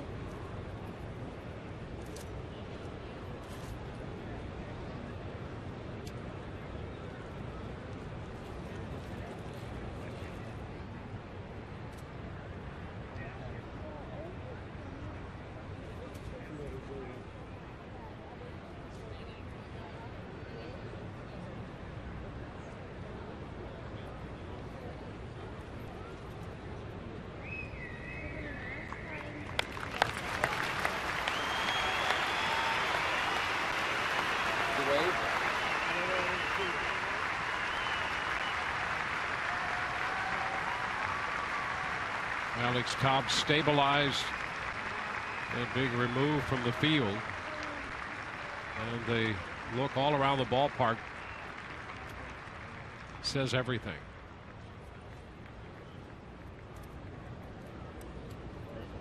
We're going this way. We're going this way, Doc. We're going this way?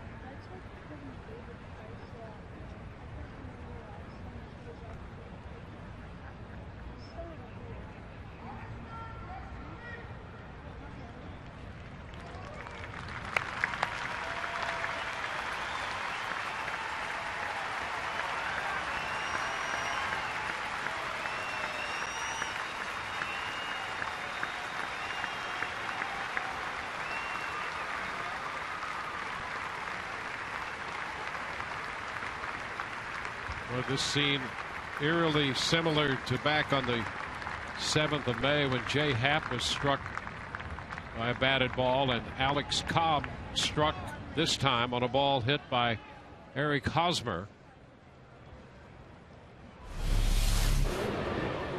And here's another look.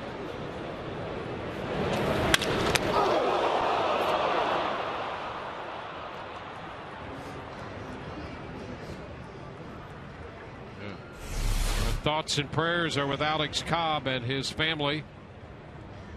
We'll be back in a moment.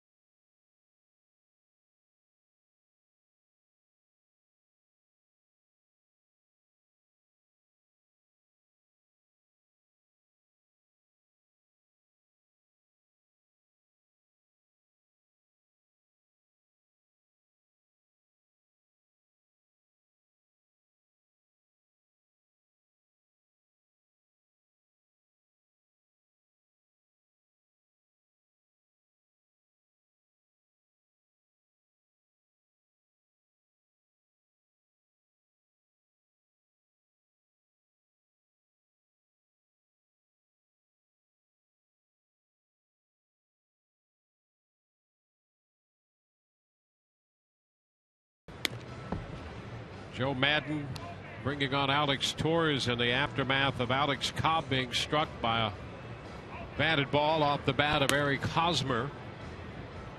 So Torres will have all the time he needs to get ready.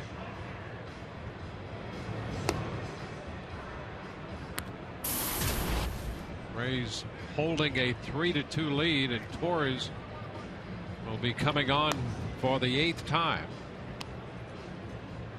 Of course, that's the second time this year that we have seen that.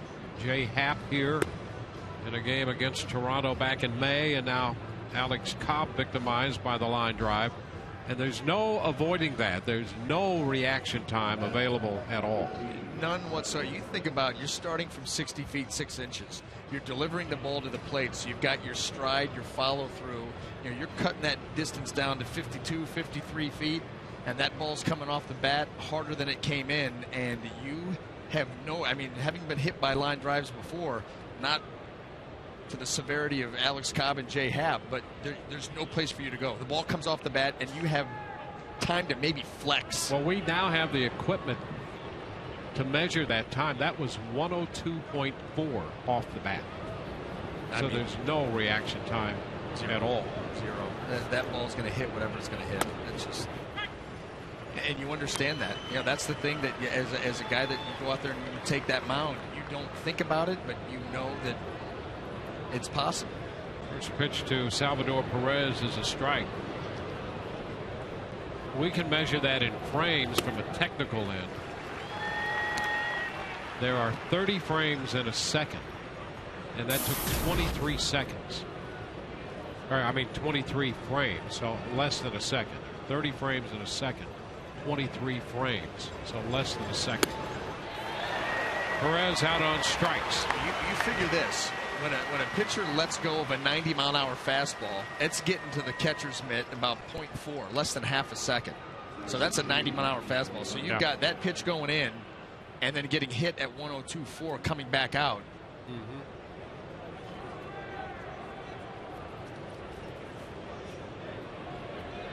There's Billy Butler.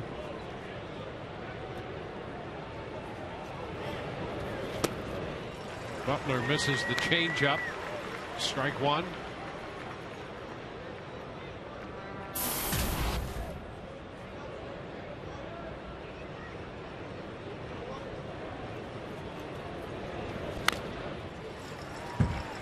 Two, a little foul ball back.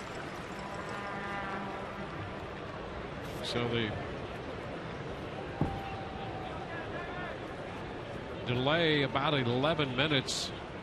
They attended to Alex Cobb immediately, stabilized him on the stretcher, immobilized that head and neck region, and he was off the field in 6 minutes. Towards about 5 minutes to get ready, and he strikes out Butler. Went upstairs with a fastball. We go to the bottom of the 5th. It's 3-2 Rays.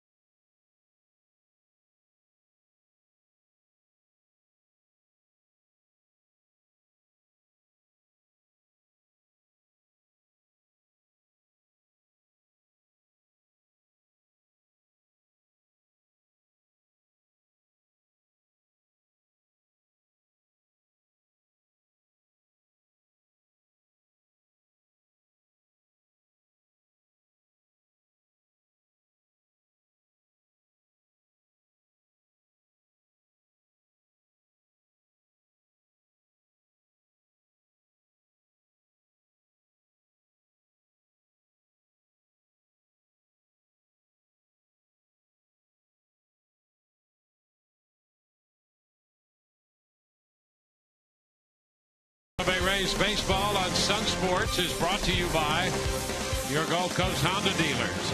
Visit your Honda dealer for great lease and finance deals on fuel-efficient Hondas. And by Checkers. Feast on. Rays come into bat in the bottom of the 5th inning. Escobar leads it off. And the pitch is a strike from Guthrie. Rays have 3 runs, 6 hits off the Kansas City right-hander. Alex Cobb pitched 4 1/3, gave up 2 runs, 4 hits. Struck out 3 and walked 3 before he was struck by the line drive hit by Eric Hosmer. 1 ball, 2 strikes.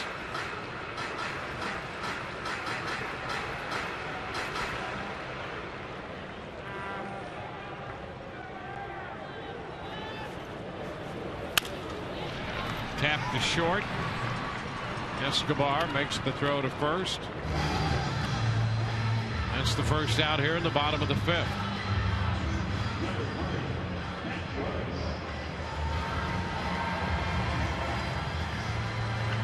Bring the top of the batting order. Matt Joyce to the plate.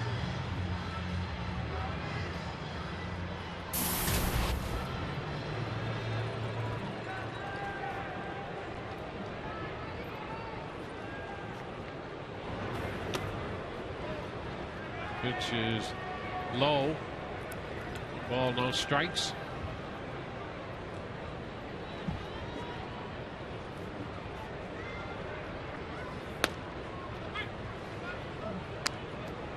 One and one.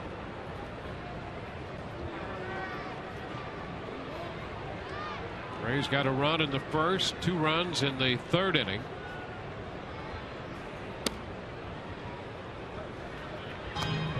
It's 2 and 1.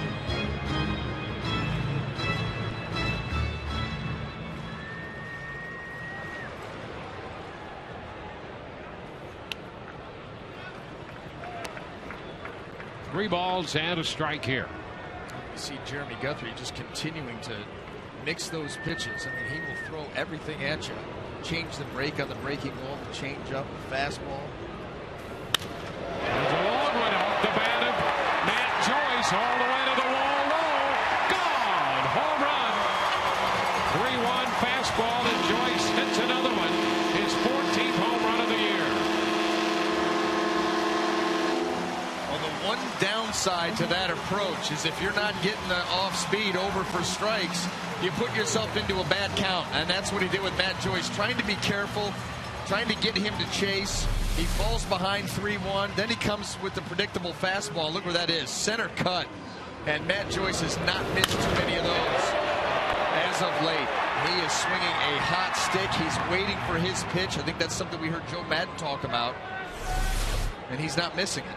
Well, he's had some good matchups with Guthrie. Zobrist pops it up.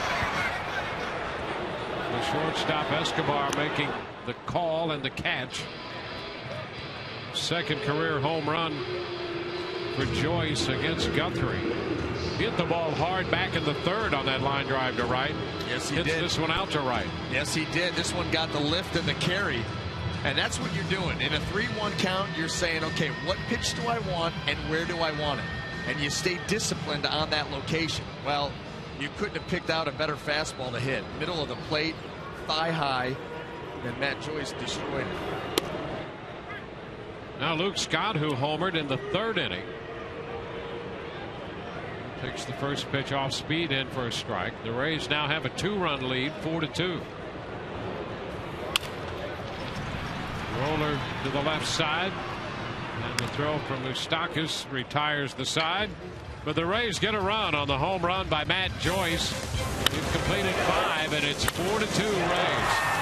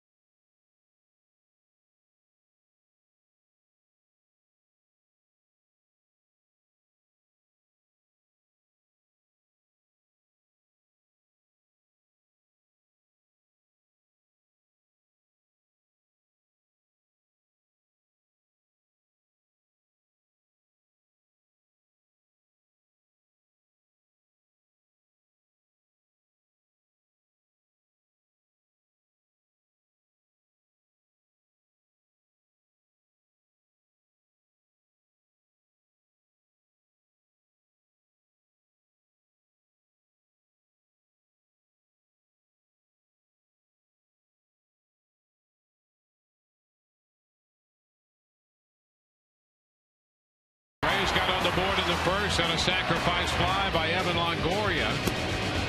And then a bases loaded walk in the second.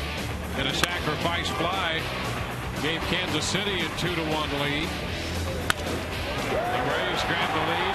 Bottom of the third when Luke Scott belted a 2-run homer. Added another run in the fifth on the home run by Matt Joyce. And in the interim, Alex Cobb left after 4 1/3 when struck in the head by a line drive off the bat of Eric Hosmer.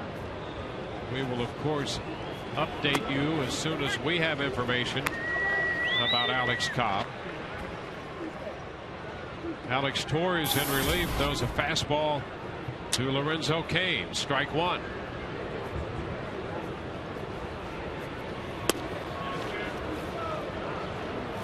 One and one to count on Cain. Torres came in and just picked up where he left off. It seems every time we see him pitch, he's doing this. Good command of the fastball, a great changeup. All of his stuff he's had great command of. Well, he's pitching with such a high level of confidence. It is fun to watch because he's making short work of very good hitters.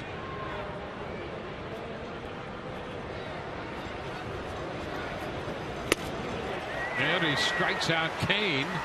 He got him on a changeup. 3 consecutive strikeouts now of Perez, Butler, and Cain right through the heart of their order. You know what? Making it look easy, and it's anything but.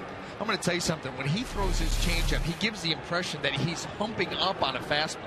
That's why it's so effective. I mean, his arm speed is elite on that pitch right now.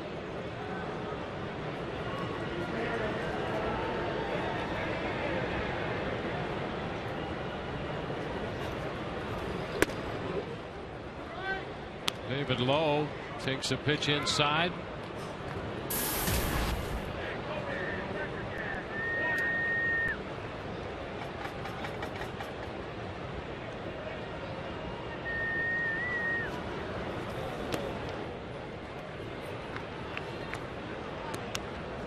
Two and 0.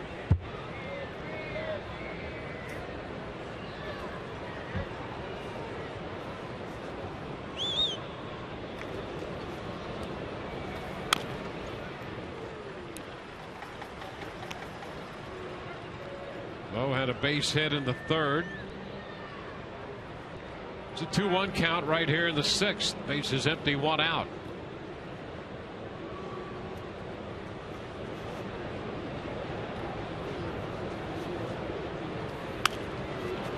Leave in the count. Ball out of play. 2-2.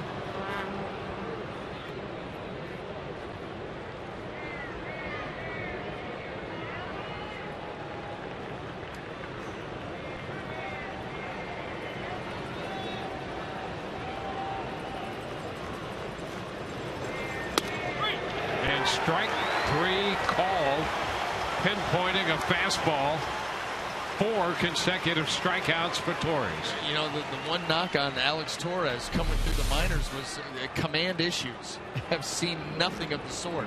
You talk about dotting up a fastball right at the kneecap, right on the outside corner. That is beautiful. Mike Moustakas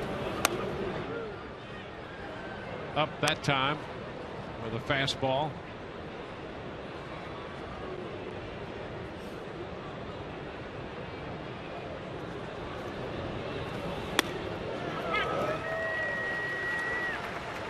One and one.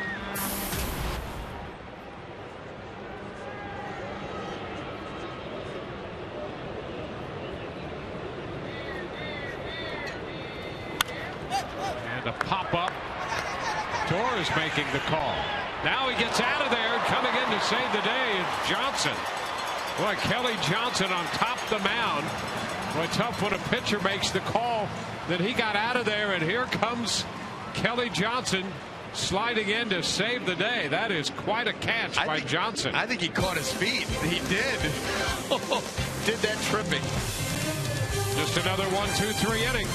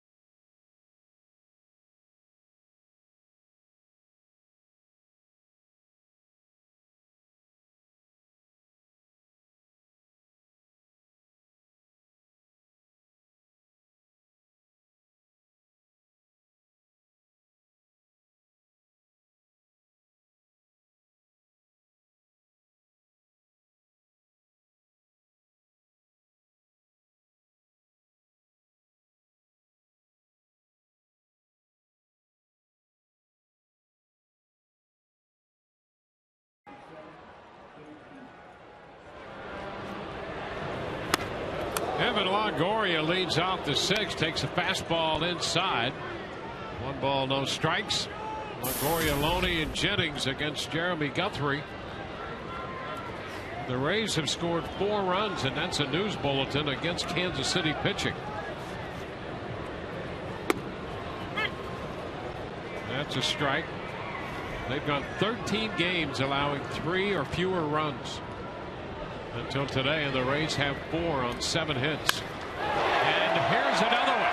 Long shot to left, and that baby's out of here. Longoria connects for number 14, and it's 5-2 Tampa Bay.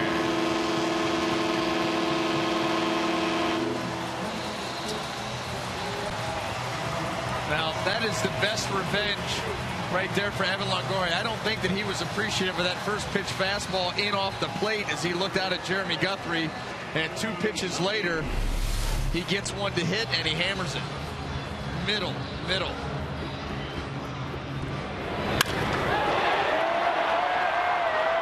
It's his 2nd career home run off Guthrie. Lifetime average of better than 300 against him. Now James Loney looks at a strike. So Scott, Joyce, and Longoria have homered for the Rays to make it a 5-2 ball game. Out to second. Elliott Johnson makes the toss to first, and that's the initial out here in the 6th. Let's check in with Todd Callis with an update here on Alex Cobb. Todd, what do you have? Well, Dwayne, he's heading to Bayfront Medical Center for further examinations. He was struck on the right ear. He remained conscious the entire time. Kind of a really good scene in the tunnel on his way to the ambulance. The whole Race starting staff came out to see him, and actually James Shields as well came over from the Kansas City side to see him before he was taken to the ambulance. His dad, Rick, over here from Vero Beach, they were able to embrace right before he was put in the ambulance. So all signs are good for now. Obviously, we'll further update you when we get more information, but on his way to Bayfront Medical Center for further examination right now, guys. Okay, Todd, we appreciate that update. And boy, it seems, from what we hear at this point, he obviously is headed where he needs to be at the Bayfront Medical Center, that he was conscious. Starting staff there, along with James Shields coming over from the Kansas City side, and Alex's father Rick there as well. And if we get any other information on the situation with Alex Cobb, we'll certainly pass that along as well. But what we hear there makes us feel a little better. Yeah. Boy, that's a scary moment. I just don't mind telling you that. That was frightening.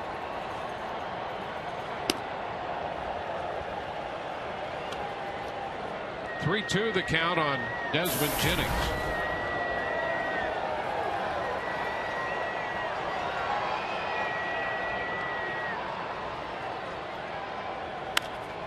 Jennings hits it deep to right. Lowe's going to have room, though, and he makes the catch. 2 gone.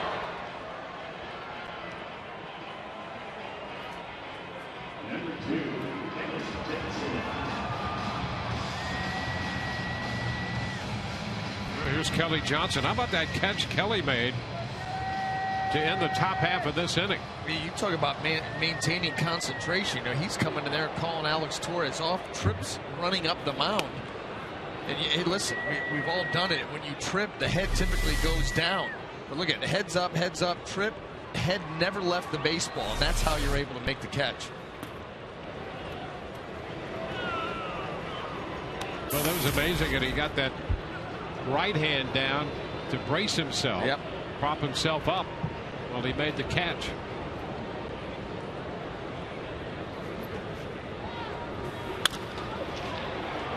One hop grab by Elliott Johnson.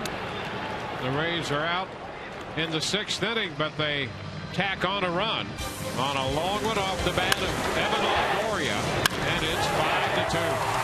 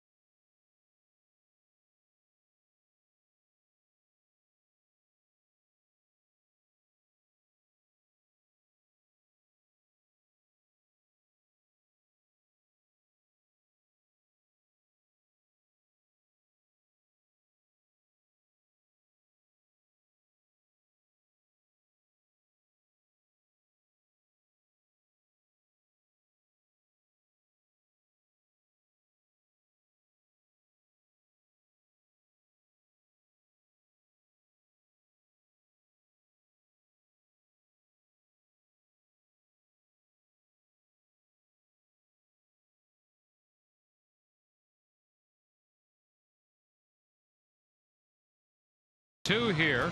And let's take a look at the AT&T social media poll. Who do you think the Rays will be in American League East at the All-Star break? TB1 first, TB2 second, TB third, TB4, or TB5 last? Tweet your vote to @SunSportsRays. Right now, the Rays 5 back of Boston. Red Sox with a 1.5 game lead on Baltimore, 3 up on the Yankees. Next road trip will take the Rays into Boston and New York. Head-to-head competition inside the American League East. And Jake McGee comes in from the Rays bullpen here in the 7th inning. An inning and 2/3 for Torres, 4 strikeouts. I mean, are you kidding me? He steps right into a very tough spot. I mean, coming out of the bullpen, under the circumstances in which he did, and boy, did he perform. Elliott Johnson will be the first hitter to face Jake McGee.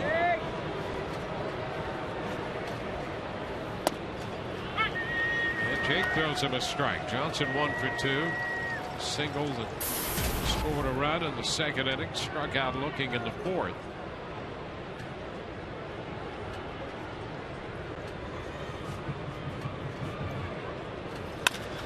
Chopper headed toward the middle. To his left, Escobar, and a low throw, dug out at first by Loney. As Diaz on the call as Elliott Johnson is retired to start the 7th. Well, we know Elliott Johnson can run, and so there was no margin for error on this play. Escobar ranging to his left, and he's got to get rid of it in a hurry.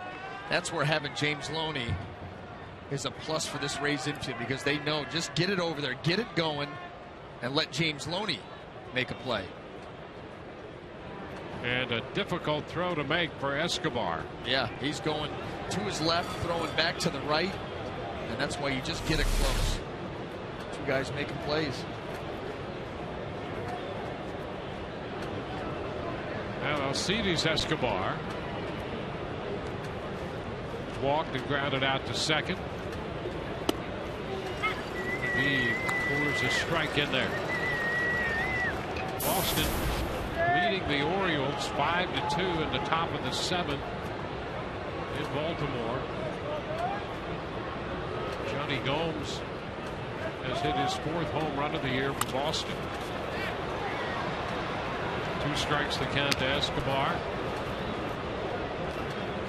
Clark has 1 for Boston as well. That's his 8th.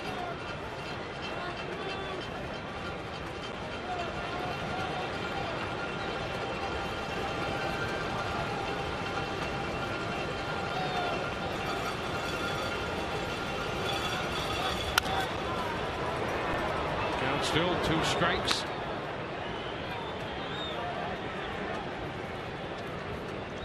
The Orioles with a couple wins, a 1.5 game back of Boston, and the Yankees have lost 4. And they've fallen to 3rd, 3 back.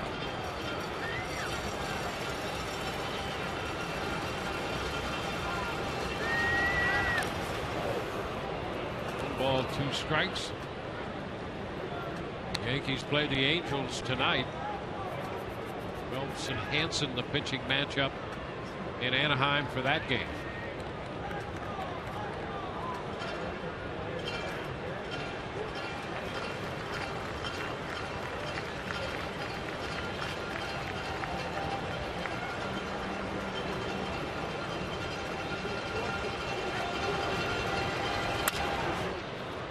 Right side, and that's going to be foul. Ball hopping into the stands.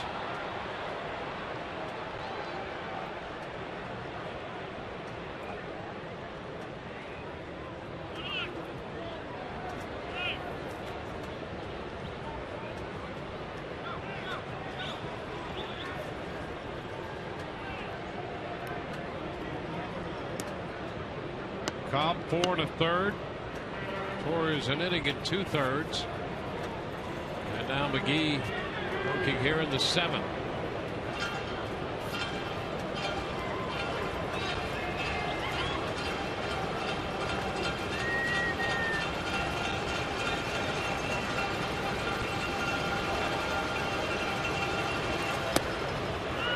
close, but he missed. Fastball at 96. He's trying to keep this ball close to Escobar. You can see down and in. A lot of those pitches on the inner half. It's Jake McGee at bats. It just comes down to who's better, because you know what you're going to get. 95% of the time, it's that guy right there. Into right center field. Joyce on the run. Can't get it. That ball's going to roll to the wall. Picked up by Jennings. Escobar can run. Heads for third. The throw is beyond Johnson, but backed up by Jake McGee. McGee right where he's supposed to be to back up that play. So it's a triple for Escobar. Joyce made a great effort in right center field. Looks like he might have landed on that left arm awkwardly. There's not much he could do. That ball was rocketed off the bat of Escobar, and you see the line that Joyce takes, try to cut the distance, and that ball just off the tip of the glove. Everything that he can, and I mean just off the tip, and then you see as he goes down, roll over on that left side. Alex Gordon, the pitch to him is low. The one good thing about Joyce and that tumble out there is he did get his hands down. Yeah. So there wasn't a direct fall on that shoulder. No, it led with the forearm and then rolled it over. But you know, even so, with the full head of steam, you can see it jarring. It does not. Yep. Yeah, you come down on this turf straight shoulder down and not be good.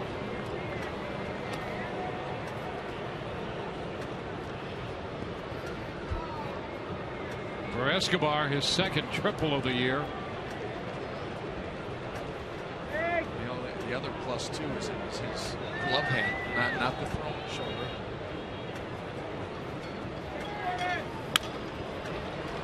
It's out of play the other way. 2-1.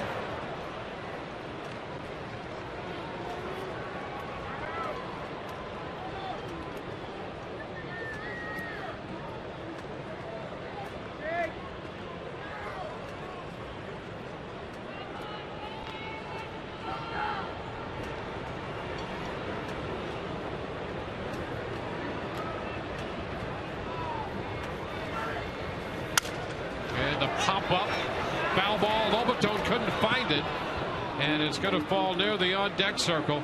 McGee quickly realized that Lobaton was having a difficult time picking it up, so Jake started to bust it in that direction, but it wasn't high enough for him to get anywhere close. Well, broke the bat of Alex Gordon. You see right here, cracked that bat so that ball has nothing on it. And you can see Lobaton right off the bat. No idea where that thing is.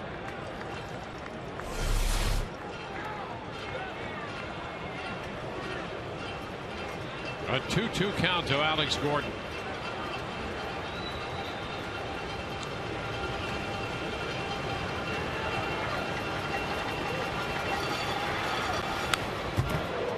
Our fastball is fouled back.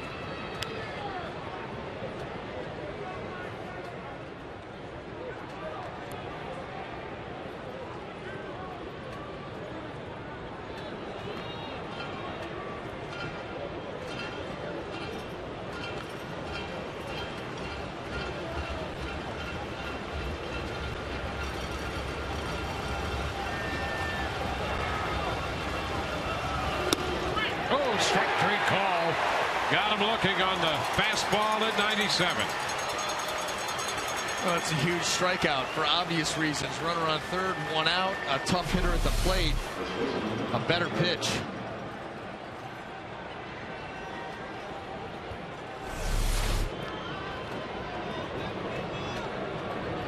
Two outs with a man at third, and here's Eric Hosmer.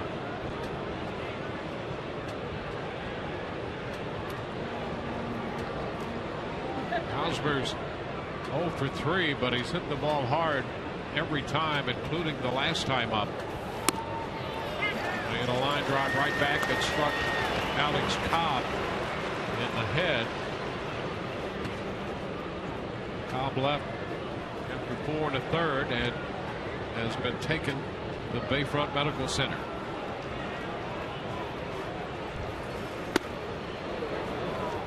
Inside, it's 1-1.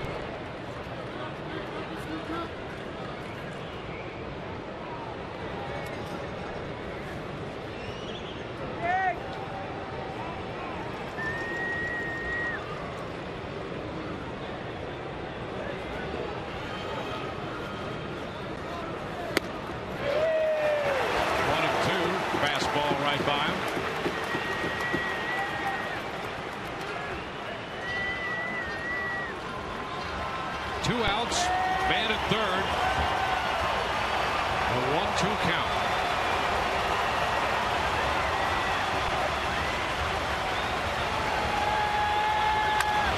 Ground ball. Zobrist there. Out at first.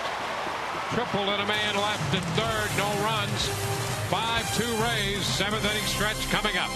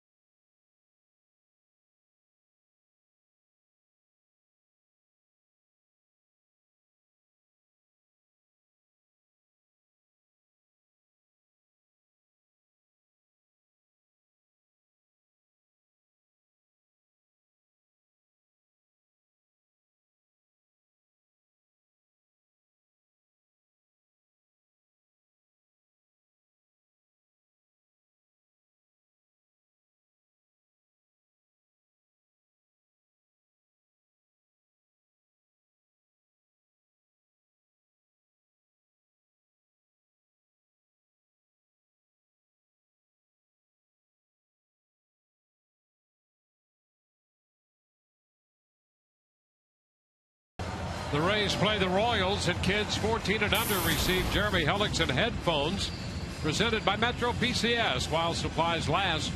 Listen to all your favorite music with these, including the Imagination Movers, who will perform a post-game concert. Visit RaysBaseball.com for more info.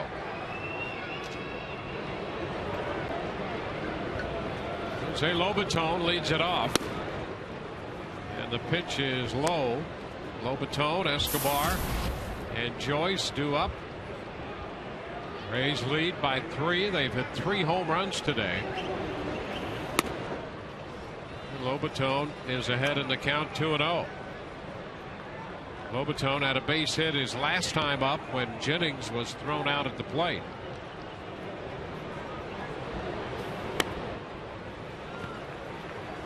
Three and 0. Guthrie about to make his 90th pitch of the day.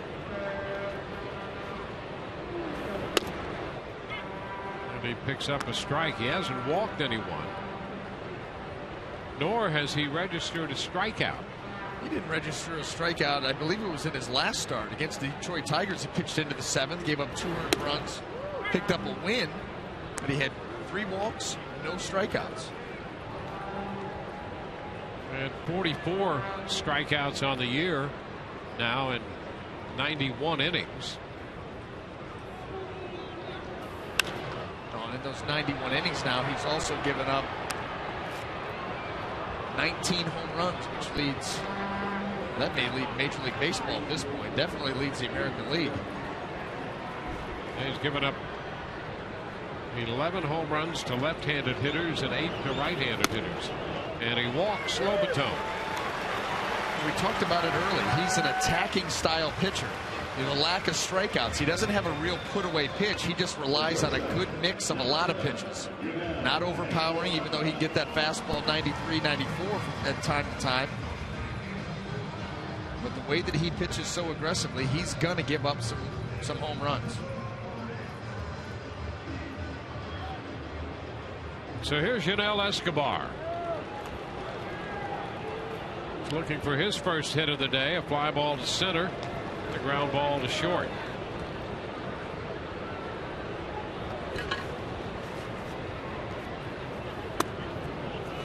Shows bunt. The pitch is too high.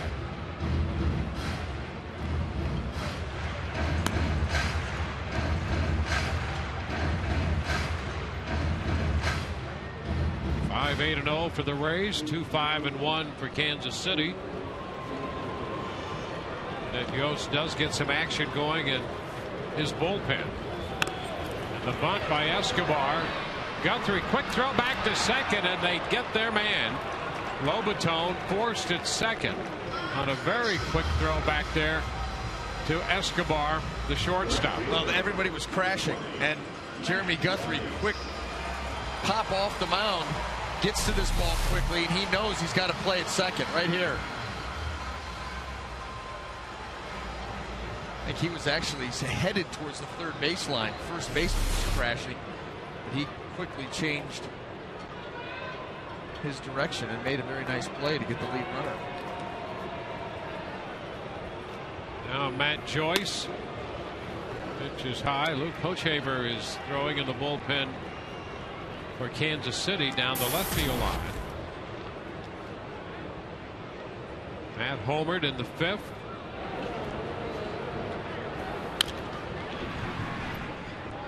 Count goes to a ball and a strike.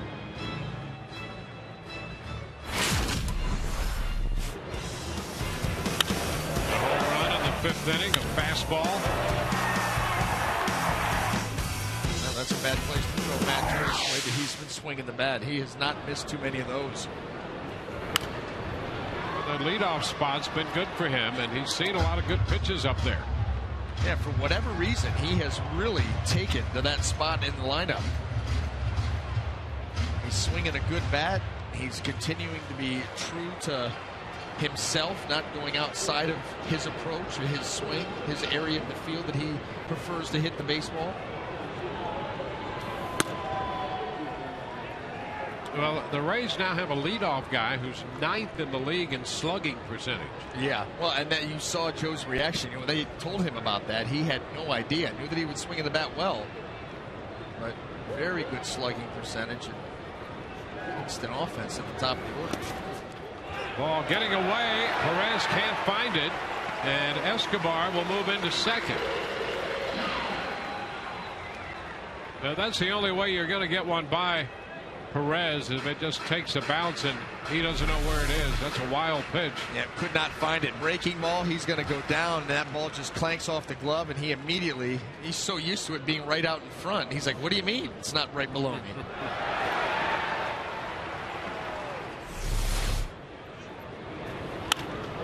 Joyce, a hot shot foul toward the bullpen.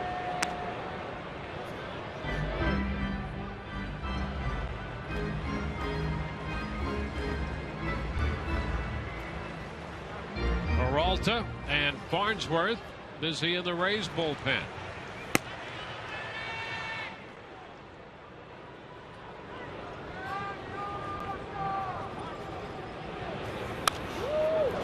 Joyce fouls it back. Off speed pitch 3-2 that was up.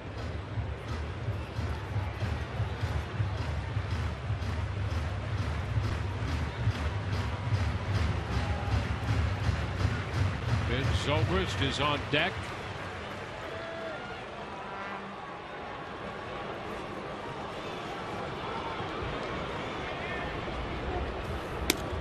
And there is ball 4. You talk about having a real good idea of your strike zone. How about that take by Matt Joyce? Very, very close, and he just followed it down, didn't bite, worked the walk. Pitching change coming for Kansas City. The Metro PCS called to the bullpen.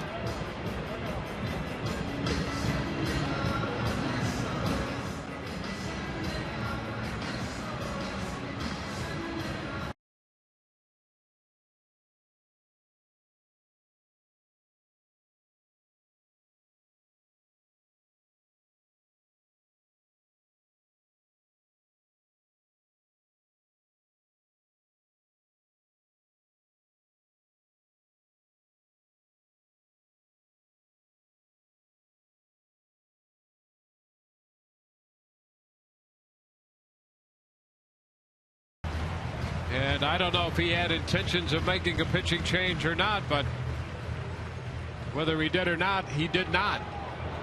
And Guthrie stays in to face Ben Zobrist, who has 2 hits off him today, 2 for 3, and a good history against him.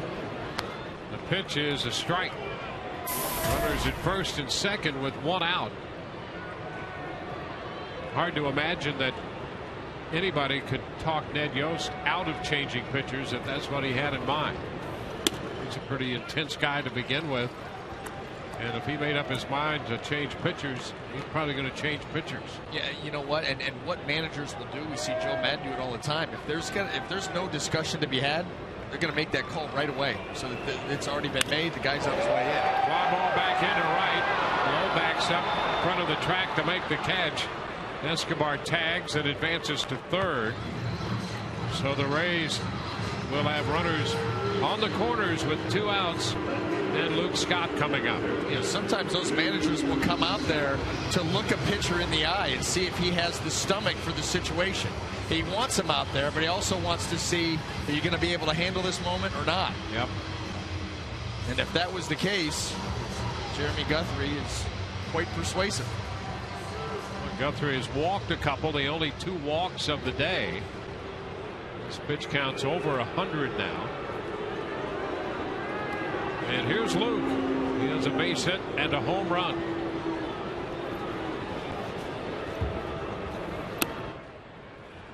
Pitch down. His home run, a line drive home run. Now that was right down in the power zone for Leckie, down and in. He had the quick hands right to the baseball, the high finish. That ball just jumped out of here. Line drive. Anthony.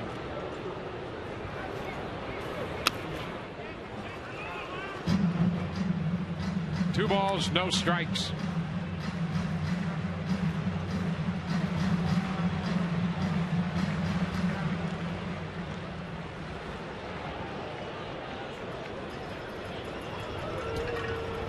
Luke ahead in the count. This one upstairs, 3-0.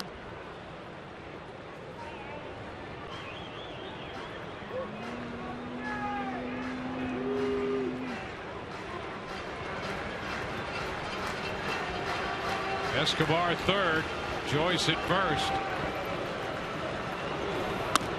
And Luke starts to go, checked, and the bases are loaded. 3 walks issued in this game by Guthrie, all of them in this inning. They're going to be loaded for Evan Longoria.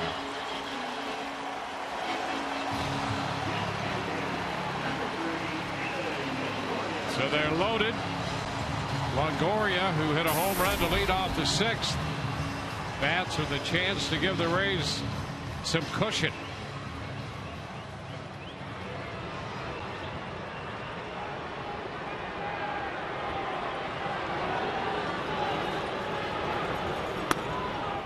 And he takes a pitch inside. Last time up, he took the first pitch way inside, and then on a 1-1 count, drilled it into the seats and left.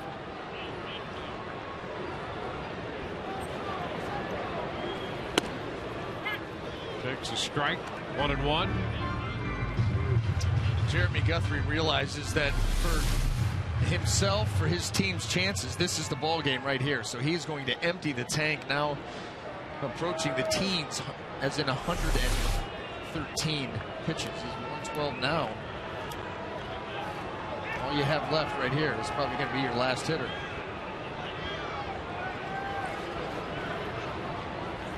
Into the dirt. Good stop by Perez. Do him a slider to go to 2-1. Yeah, whatever that was, Jeremy Guthrie held on to that pitch a little bit too long, and Perez once again.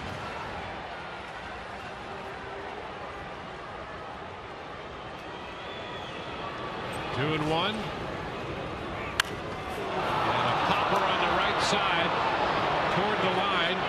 Johnson and Hosmer, foul ball, and Hosmer makes the catch.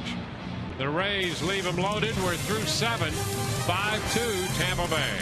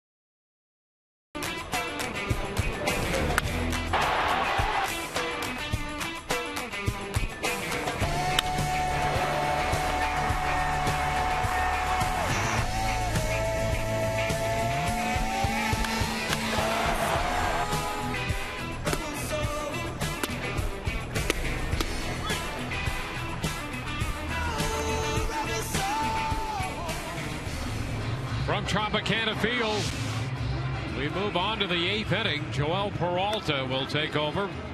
Pitcher number 4 for the Rays today. Alex Cobb worked 4 1/3 before he was struck in the head by a batted ball off the bat of Eric Hosmer. He's followed by Torres, McGee, and now Peralta. Well, on for the 36th time, and the numbers are stellar. A strikeout an inning, opponent's average of 165 and a 172 earned run average. And he'll draw the middle part of the order again. Oh my.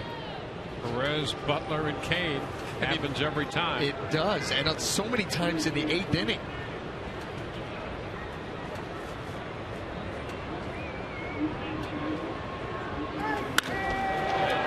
Pitch sky deep to left center field. Bold going back, and that one's going to get out of here. First pitch is a home run, a fastball from Peralta, and Perez hits his 3rd homer of the year. That's going to make it 5-3. Well, Peralta, you know, his game is command and deception, and that pitch right there, first pitch fastball, just had too much elevation and too much plate, and Perez gets a nice swing on it, aggressive early, pays off for the Royals. The way Perez is swinging the bat, he's laying claim to that number 3 spot in their order. Well, and they've been playing so well with him there, and that hitting streak and the damage.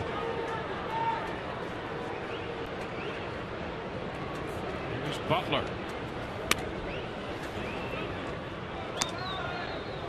One ball, no strikes.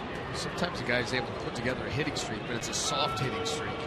His has not been. A couple of home runs. He's driven in, well, at least a run per game with that streak.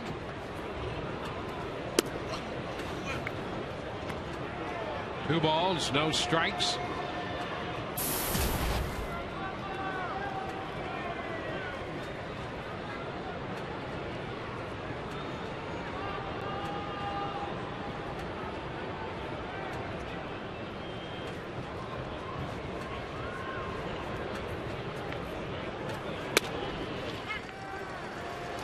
2-1. Yeah, it so often just works out that way that Peralta faces the middle of the order, and if it's not necessarily going to work out that way by chance, sometimes it's by design. He pitched the 7th inning the other night to face the middle of the order. And there are certain teams that Joe Madden will go to Joel Peralta and say, listen, if this group comes up in the 7th, you're going to be the 7th inning guy. So often we do see him in the 8th, but there are games where Joe gives him the heads up. These are going to be your guys wherever they fall.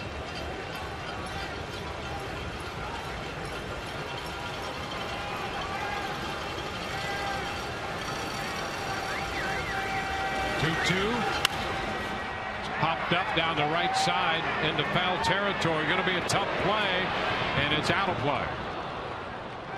That ball just behind the bullpen bench. Just a reminder, as you enjoy a cold one, to look forward to Miller Time later in the game. Brought to you by Miller Lite.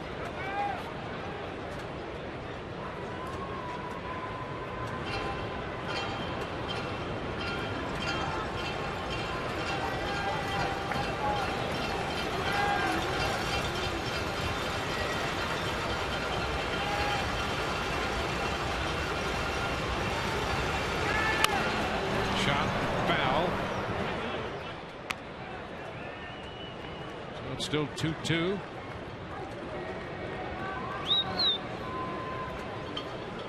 Well, Peralta, of all the hitters he's faced the numbers 3 and 4 hitters more than any other hitters in the lineup. He'd go 3 and 4 an equal number of times, then followed by the number 2 hitter and the number 5 hitter following that. So he's right there, facing the best all the time. In the thick of it. And then let's go back to those numbers. 165 average against, a 172 run average, a strikeout an inning. Impressive.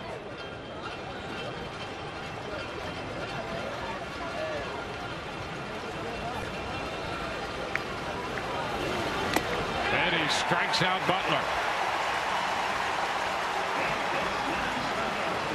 One away in the 8th. Not wasting any time with this 89-mile-per-hour fastball. No, and that was the little the speed-up mechanics, if you will. He abbreviates his delivery, tries to deliver that ball a little quicker, and he picks up the strikeout. Yeah, you get some pitchers who try to do that. It's hard for them to keep that ball down. Yes. Well, yeah, because everything gets going a little bit too quickly, and so often see guys when they slide step sometimes. Yep. The front side gets going too quick. Well, when the front side is too quick, guess what's lagging behind?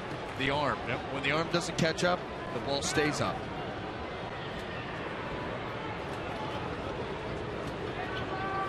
One strike to Kane. A short right, charged by Joyce. He's there. 2 gone. So following the home run, a strikeout of Butler. That was a battle. And then the fly ball to right by Kane on the second pitch of the at-bat. That brings up the right fielder, David Lowe.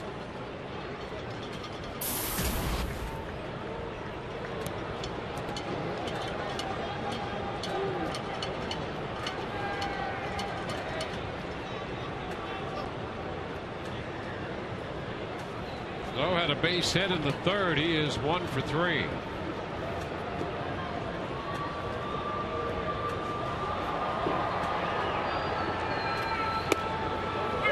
Breaking ball in their first pitch. That's a strike.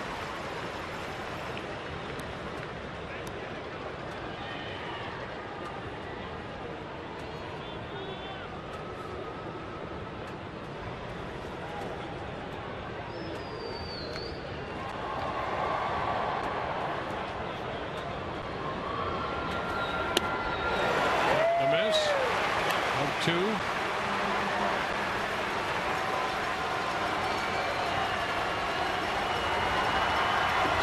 Base is empty.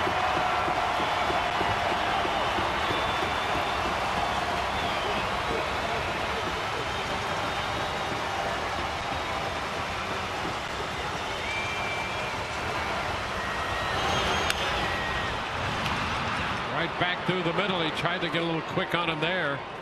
And Lowe singles in to center field. Well, and he tried to quicken up there with the split. He had done it with the fastball to Butler. He quickens up there with the split, and watch how this pitch stays elevated. See, that just gives Lowe a chance right there, and he knows it. Joel not happy.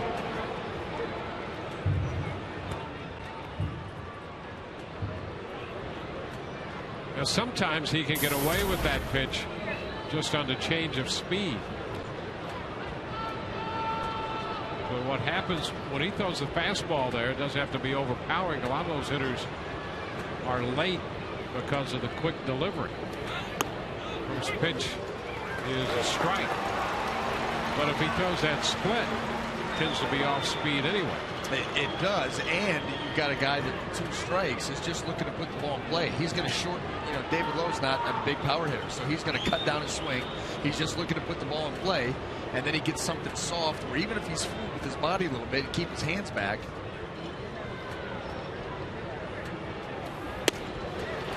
There's a strike, and it's 0-2. And some guys are very good at picking up the spin out of your hand. And when you throw in a split change or split finger fastball that he throws, it's not going to come out spinning like a four-seam. There's a little bit of a tumbling action. The spin is a little bit looser than a four-seam. So if you can pick that up and that pitch is in a bad spot, you can have some success. 2 strikes to Moustakas.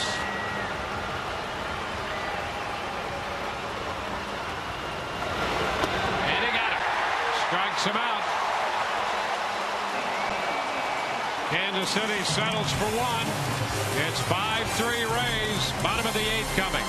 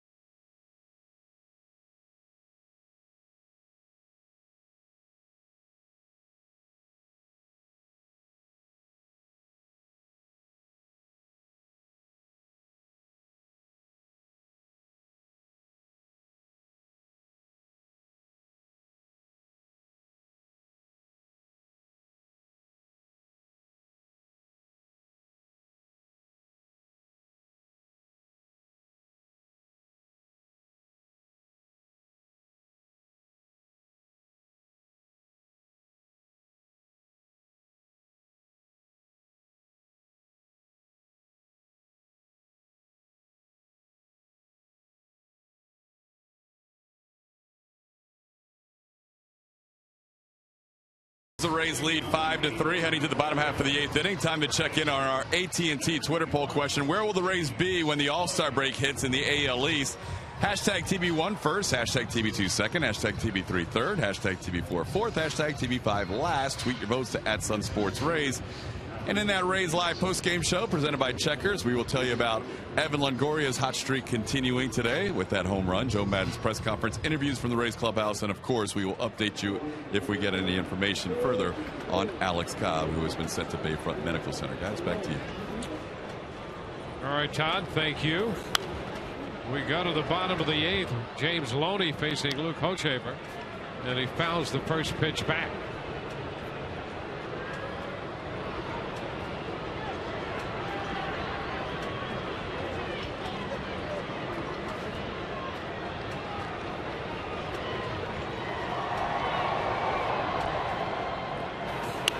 Pitch is down, 1-1. Our man REO is at it again. He is. Rick Gaudioso. What do we got? How about this on Peralta? Before the home run, he allowed to Perez. Back in time. The number 3 hitters. Ground ball right side. Johnson takes care of that. The number 3 hitters against Peralta were 1 of 17. They're now 2 for 18. And the number 4 hitters are 3 for 19 against him. How about that? I mean, that speaks to his intestinal fortitude, doesn't it? As much as it does his it's stuff. Amazing. It is really amazing. He figures out a way to get it done. That's right. He absolutely does, and that's why Joe Madden earmarks him for those guys. Jennings hit the ball on the ground to Moustakas at third. So 2 gone. Take Dad out to the old ball game tomorrow, Father's Day. Get him a special gift as well. Purchase the Tampa Bay Times ticket tandem for tomorrow. You get a Rays jersey apron, perfect for the next family barbecue. Visit RaysBaseball.com/tandems for more info. And I'm telling you this. They gave us one to model. Yep. And it is high quality fabric. It certainly is. It is. It's top notch. Top notch, I say. It will last a long time. It will. 1 strike the count here to Johnson. 1-1. It's durable and good looking too. Modeled after these very jerseys. Mm-hmm.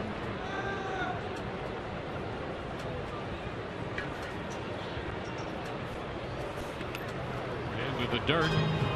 2 balls and a strike. Rays hold a 5-3 lead. You saw Fernando Rodney down there in the bullpen.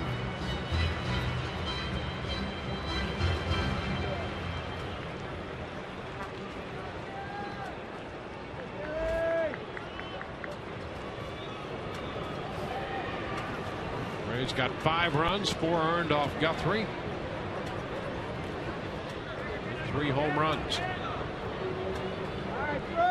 Now facing Luke Hochevar.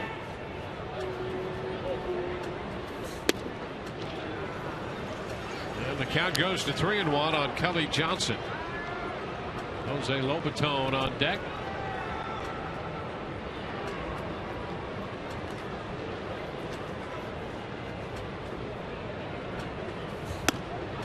Ball 4 is too high.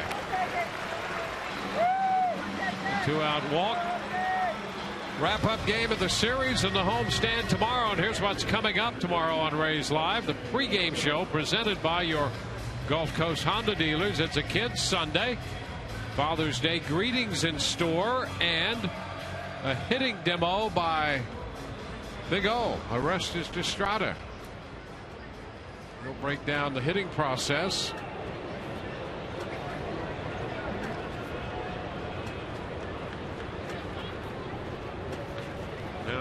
Jose Lobaton. Swing and a miss. Always great to have a hitter or a pitcher, in your case, with those demonstrations in those pregame shows, because it's valuable information for a young player. No question about it. To get some basic fundamentals. Yeah.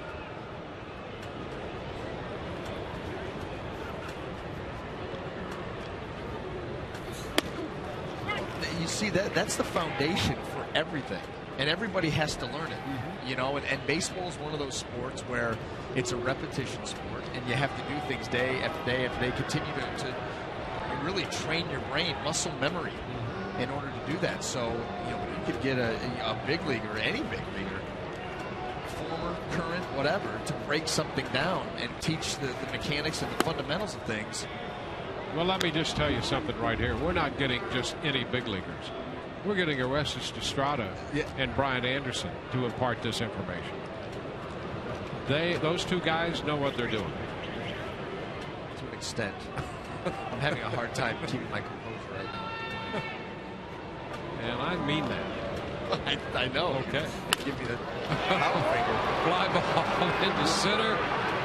That is out number 3.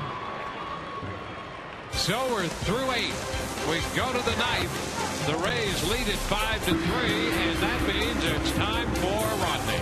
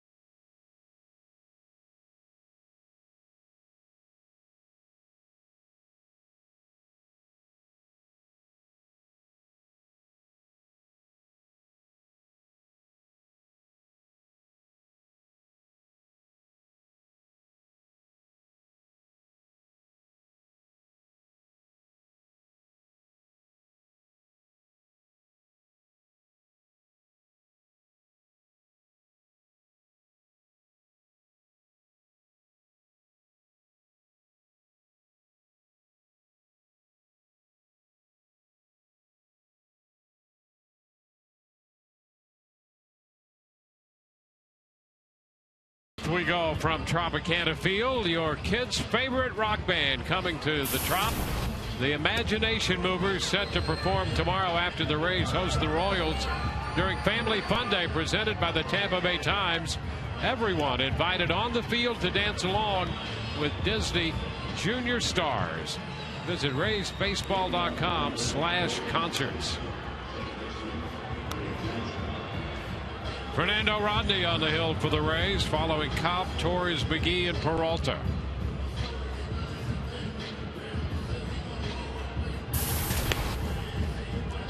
'30th appearance, 13 out of 18 in saves. More than a strikeout an inning. That walk total just a hair high. Gonna need to be sharp today. Just a 2-run lead. And he has Elliott Johnson to deal with. Then Alcides Escobar and Alex Gordon. You know, that's where you want it to end. You don't want to venture right through the heart of that Kansas City lineup anymore. Johnson singled back in the second and scored a run. He's 1 for 3. And there's been a nemesis to the Rays. 1-0. That first pitch, a fastball at 92, misses. Are we sure that was a fastball? This is a guy that's capable of 96 to 99. And this pitch is down. Well, that one at 94. Moving in the right direction. A few more stops before he hits his exit.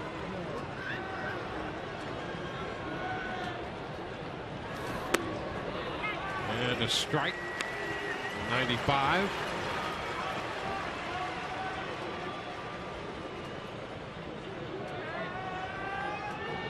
Rays took the lead today in the third. They've led since then, up 5-3 right now. Ground ball right side. Important to get that first man. Loney steps on the bag, and Johnson is out number 1. 92, 94, 95, 96. There's your range, out number 1. Alcides Escobar on his way to the plate with a walk and a triple. In between, a ground ball to second.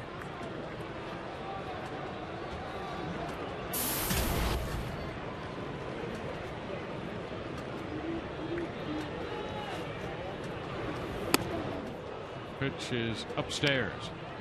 96, leans it back a little bit.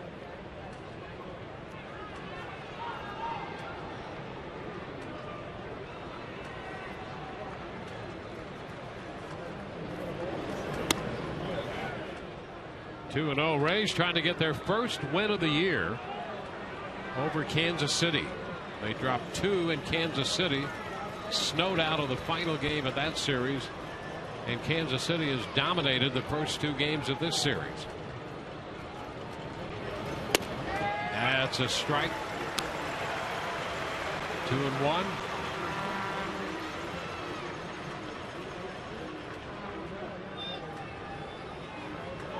Rodney, after his 14th save.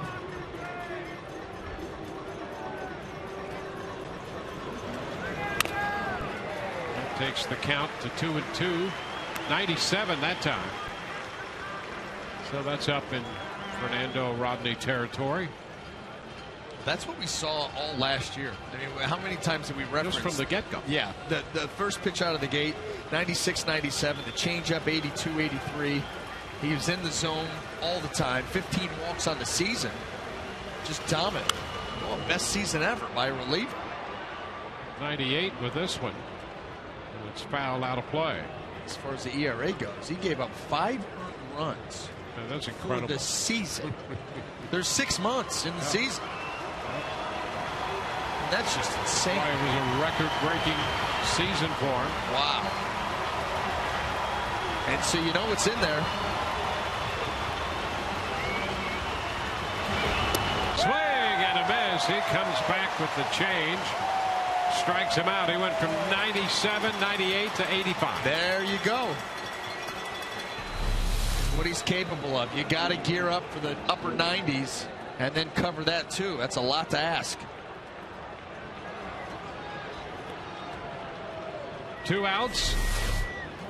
Here's Alex Gordon.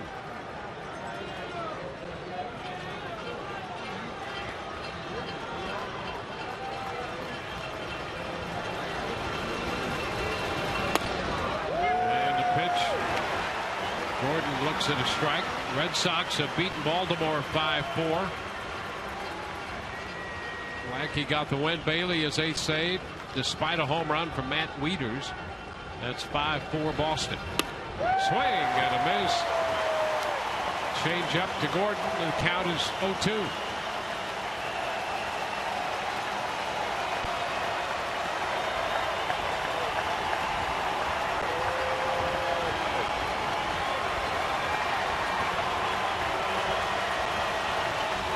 Two-strike pitch. Base hit, punched the other way off a fastball. In the left it goes. So with 2 outs, Gordon is aboard. Another one of those hits on an 0-2 count. Well, good. Yeah, and a good job of hitting there by Alex Gordon. He's got down 0-2 and he gets 98. But he just shoots the ball the other way. Extends this inning, brings the tying run to the plate. Well, here's Eric Hosmer. 0 for 3, drove in a run with a fly ball to center in the 2nd. And the pitch is a strike. Gordon moving into 2nd unattended on indifference. Hosmer taking that pitch at 99. And he can get off now.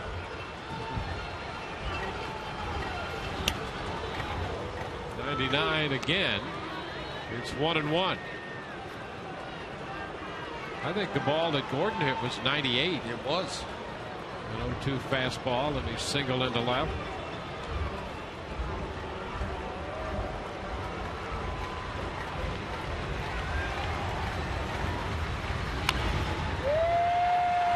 One and two, the foul ball.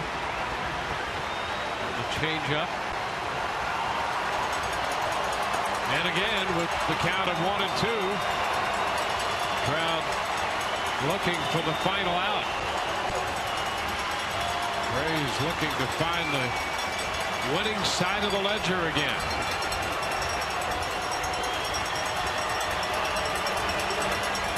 Way up and beyond. Lobaton to the backstop. That's a wild pitch at 98. And we go to 2-2.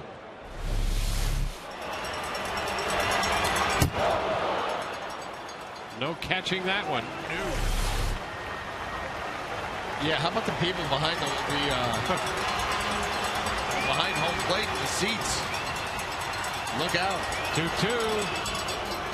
Started to go and did not. And the count is full to Hosmer. Well, he did everything he could to hold up. You can only imagine what it's like to be in there. 98, 91, one to the backstop, then the changeup. Can you hold up? 3-2. And he lost him. Very close on the fastball. And you know what? It looked like a strike. It caught a lot of plate, but Lobaton was set up away. And that ball, he catches it outside of his body, but that ball was over the plate. There's no question about that. It was. You're going to see this ball right out over the white. I don't think there's any question. But you see where it was caught by Lobaton, and sometimes we talk about it. Presentation. That was not presented very well. Not Lobaton's fault, just mislocation, but that was over the plate. Now here's Salvador Perez. And he's been hot. A chopper headed to short. Escobar with the throw to first. Rays win it. On the chop to short, Perez is thrown out, and the Rays are 5-3 winners today, finally handing the Kansas City Royals a defeat.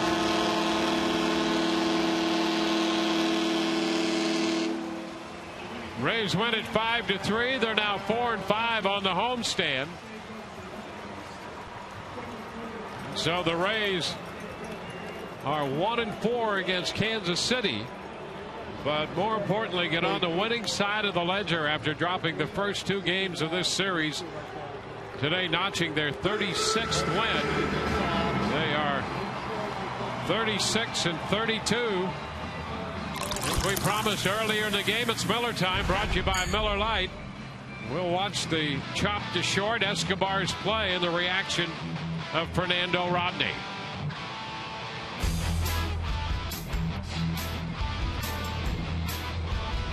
Alex Torres is going to get the win today. He's 2-0. Guthrie, the losing pitcher, he is 7-4. 4 home runs hit in the game, a total of 48,000 raised for prostate cancer research. To make a donation, you can go online to homerunchallenge.org. Well, the Rays are victorious, and right now let's go to the field. Todd Callis standing by with Luke Scott. Dwayne, thanks. Luke, those first couple of games you didn't start, but how important was it to get those couple of hits to left field the first game of this series to kind of get you back in a rhythm? I think it was really big. I mean, I've been digging and searching, trying to get comfortable at the plate, and this game is it's a tough game, but you just got to keep putting forth that effort and give Jesus your best every day. And then, I mean, it really built me up hitting those balls the other way. I knew I had good plate coverage. My hands felt good, and I just started getting a little comfortable in the box. Couple of infield knocks. The wheels are feeling pretty good, huh? Yeah, they're doing all right. Yeah, they're doing all right. Here's a look at the one today with Elliott Johnson playing back. Yeah, I mean, you take whatever you can get in this game. I mean, anything positive, because you have a lot of times where you do everything right, you hit the ball hard, it's right at somebody, and anything that can go your way, it's definitely a blessing. How about the home run? Tell us about that. I just trying to battle with 2 strikes, get something that I can hit hard, trying to flatten my swing out and stay out of the air. I got a pitch that I can handle, and I was able to put good wood on it. This is a team that's played the Rays very tough this year. First time you've beaten them. Kind of a big game for you guys, having lost the first 2 games of the series, wasn't it? Yeah, they're a very good team, starting with their pitching. They do a lot of good things with their starting rotation. They have really good arms in their bullpen. They mix it up really well. They have a great catcher back there who calls a great game, and they have the potential to score runs. So they're a balanced team. They do a lot of things well, and they've been a tough opponent for us. How do you get ready for a start in left field? You didn't play there for the Rays last year. Obviously, you did for the Orioles, but dome, no batting practice today. How do you get ready for this one today? Just kind of go about everything the same way. As I try and mentally prepare as best I can, and my attitude is always the same as far as whatever preparation opportunities I have. I try to give Jesus my best, no matter what. And I mean, I know that you make mistakes in this game, but you play the game hard and see how things fall out. Final thing before we let you go, how tough was it to have what happened on the mound there with Alex Cobb and to continue playing this game today? Very, very difficult. The only thing that I could do was exercise my faith. I know that the Word of God is strong, and that when we exercise, use the Word of Jesus and the healing power that He's given us, I went to a knee and I just started praying over him, just releasing the Word into his life, and just releasing that healing that Jesus bought for us many, many years ago. And a peace came over me. I knew that he was going to be all right, and I really believe that he's gonna come back tomorrow, and he's gonna be fine. Thanks, Luke. Oh, thank you. All right, guys, back to you. All right, Todd, thank you so much. The Rays are winners. It's a 5-3 final here. We'll be back in just a moment.